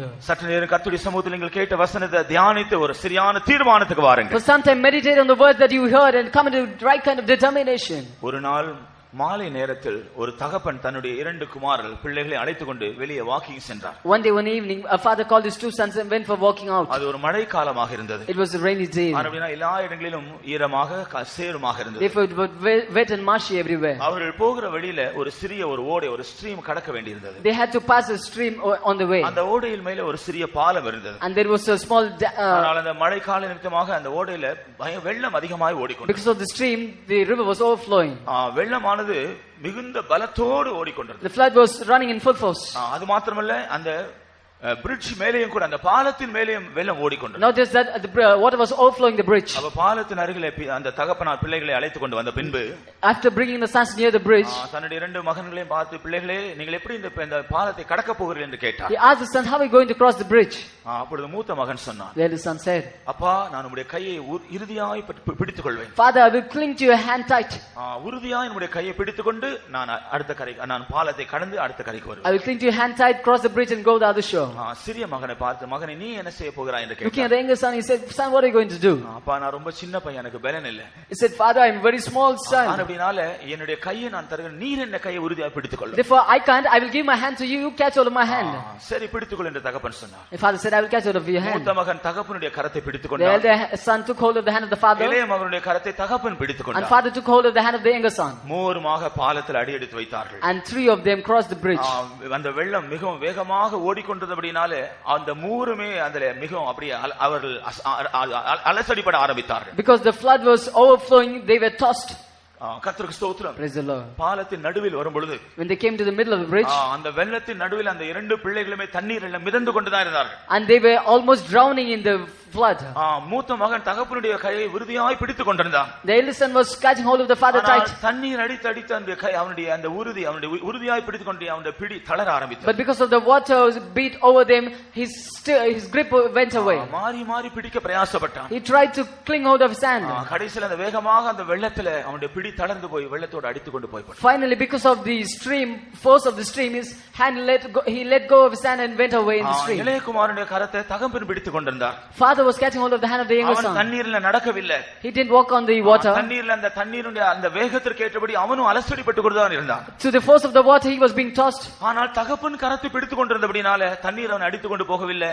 பாலத்தின் மறுத்த பகுதியில் போய் அவன் பத்திரமாய் போய் சேர்ந்தான். But because father was clinging to the hand of the younger son, he was not taken away by the water, he was crossed the bridge. கர்த்தருக்கு ஸ்தோத்திரம். Praise the Lord. பிரியமானவர்களே, பிதாவின் வீட்டில் நம்மை சேர்த்துக் கொள்ளும்படி நம்முடைய பிதா நம்முடைய மத்தியில் வந்திருக்கிறார். Beloved, our father is coming to our midst that he might gather us into the house of the father. நாம் பிதாவின் வீட்டில் தரித்திருப்பது என்பது சொல்வது இந்த வெள்ளத்துல நாம அடிபட்டு போகிறதுக்கு சமமானதுதான். To stay in the house of the father is compared to being tossed away by the ஆனால் flood. எத்தனை பேர் பிதாவினுடைய கரத்தை பிடித்துக் கொள்ள But போகிறீர்கள்? still, how many of you are going to catch hold of the hand of the father? எத்தனை பேர் பிதாவுடைய கரத்தை பிடித்துக் கொள்ள இடம் கொடுக்க How many போகிறீர்கள்? of you are going to yield that the father may catch hold of your hand? மூத்த மகன் தன்னுடைய பலத்தை நம்பி பிதாவின் கரத்தை பிடித்தான். The elder son trusted in his strength and caught hold of the hand of the father. தண்ணீரின் வேகத்திற்கு முன்பாக அவனுடைய பலன் நிற்கவில்லை. But because of the force of the water, he was not able to stand there. அவனுடைய பலன் தளர்ந்து போய் தண்ணீரில் அடித்துக் கொண்டு போகப்பட்டான். Strength failed and he was taken by the water. அவன் நஷ்டமடைந்து விட்டான். He was ruined. ஆனால் இளைய மகன் தன்னுடைய இயலாமையை உணர்ந்து தகப்பனிடத்தில் தன்னுடைய கரத்தை கொடுத்து But the விட்டான். younger son realized his unworthiness, gave the hand to the தன்னுடைய father. பலவீனத்தை அறிந்து தகப்பனே நீர் என்ற கரத்தை பிடித்துக் கொள்ளும் என்று Knowing சொல்லும். his weakness, said, Father, catch hold of my hand. இந்த வேளையில பிதாவின் கரம் நம்முடைய மத்தியிலே Right now, நீட்டப்பட்டிருக்கிறது. the hand of the father is stretched forth in our midst. யாரெல்லாம் உங்களுடைய கரத்தை பிதா பிடிக்க விரும்புகிறீர்கள்? All those who would like the father to catch hold யாரெல்லாம் of your உங்களுடைய கரத்தை hand. பிதா பிடித்துக் கொள்ள வேண்டும் என்று How many of விரும்புகிறீர்கள்? you decide that the father should catch hold of your hand? நம்முடைய பலன், நம்முடைய சாமர்த்தியம், நம்முடைய ஞானம் நாம் சந்திக்க போறதான சில சூழ்நிலைகளை மேற்கொள்ள நமக்கு உதவி செய்யாது. Our wisdom, our strength won't help us to face the problem situation that we are going to face. ஆனால் நம்மை உறுதியாய் பற்றி பிடித்துக் கொண்டு மறுகரையில கொண்டு போய் சேர்க்கக்கூடிய பிதாவின் கரத்தில் நம்மை ஒப்பு கொடுத்தார். But if we yield to the hand of the father who will catch hold of hand and take us to the other side of the shore, வெள்ளம் வந்தாலும் சரி, காற்றடித்தாலும் சரி, நம்மை ஒன்று செய்ய flood முடியாது. may come, wind may come, nothing won't do anything to us. ஒருவேளை நம்முடைய நிலைமை தடுமாறலாம். Maybe we may stumble in our state. ஆனால் பிதாவின் கரம் நம்மை பிடித்திருக்கும் பொழுது But because the hand of the father has caught நிச்சயமாய் hold of அடுத்த us, கரை நாம் போய் சேரும் வரையில் அவர் நம்முடைய கரத்தை விட மாட்டார். surely till we cross the next shore, he won't let go of us the இந்த hand. கூட்டத்தின் கடைசி வேளையில Till the end, நாம் எத்தனை பேர் பிதாவினிடத்தில் நம்முடைய கரத்தை ஒப்பு கொடுக்க ஆயத்தமா இருக்கிறோம்? How many of you decide to give your hand to the ஆண்டவரே father? எனக்கு பலன் இல்ல. Lord, I don't have strength. பிதாவே எனக்கு திராணி இல்ல. Father, I can't. பிதாவே எனக்கு ஞானம் இல்ல. Father, I don't have any wisdom. எனக்கு ஒன்றும் செய்ய முடியாது. I can't do anything. மறுபடியும் என்னுடைய கரத்தை நான் உமக்கு கொடுக்கிறேன். Therefore, I give my hand to you. நீர் என்னுடைய கரத்தை பிடித்துக் கொள்ளும். Take hold of my hand. எத்தனை பேர் அப்படி கர்த்தருடைய சமூகத்தில் சொல்ல How many போகிறீர்கள்? of you are going to say so in the presence of யாரெல்லாம் God? பிதா உங்களுடைய கரத்தை பிடித்துக் கொள்ள விரும்புகிறீர்களோ உங்களுடைய கரத்தை பிதாவுக்கு கொடுங்க. All those who decide that the father might take hold of your hand, give your hand to the father. பிதாவின் வீட்டுக்கு உங்களை கொண்டு போக வேண்டும் என்று சித்தமா இருக்கிற பிதாவானவர் உங்களுடைய கரத்தை பிடிக்க விரும்புகிறார். Father who decides to take you to the house of the father, decides to take hold of your hand too. அப்போஸ்தலனாகிய பவுல் தன்னுடைய ஜீவியத்தின் நிலவரத்தை உணர்ந்து அப்படிப்பட்டதான ஒரு முடிவு செய்தார். Saint Paul made such a determination in his life. ஆகையால் அவர் என்ன சொன்னார்? Therefore, what did he say? நான் விசுவாசிக்கிறவர் இன்னார் என்று அறிந்திருக்கிறேன். I know whom I believe. நான் என்னை அவரிடத்தில் ஒப்பு And கொடுத்திருக்கிறேன். therefore, I have given myself to him. அவரிடத்தில் ஒப்பு கொடுத்ததை அந்த நாள் வரையிலும் பாதுகாக்க வல்லவராய் இருக்கிறார் என்று நிச்சயித்திருக்கிறேன். And I know that which I have committed to him, he will preserve it till that day. விசுவாசத்தோடு நாமும் நம்முடைய கரத்தை பிதாவுக்கு ஒப்பு கொடுப்போமா? With faith shall we give our hands to இந்த God. வேளையில யாரெல்லாம் உங்களுடைய கரத்தை பிதாவுக்கு ஒப்பு கொடுக்க ஆயத்தமா இருக்கிறீர்கள்? How many of you are ready to give your hands to the Father? அப்படிப்பட்டவர்கள் எல்லாம் சற்று எழும்பி நிற்போம்.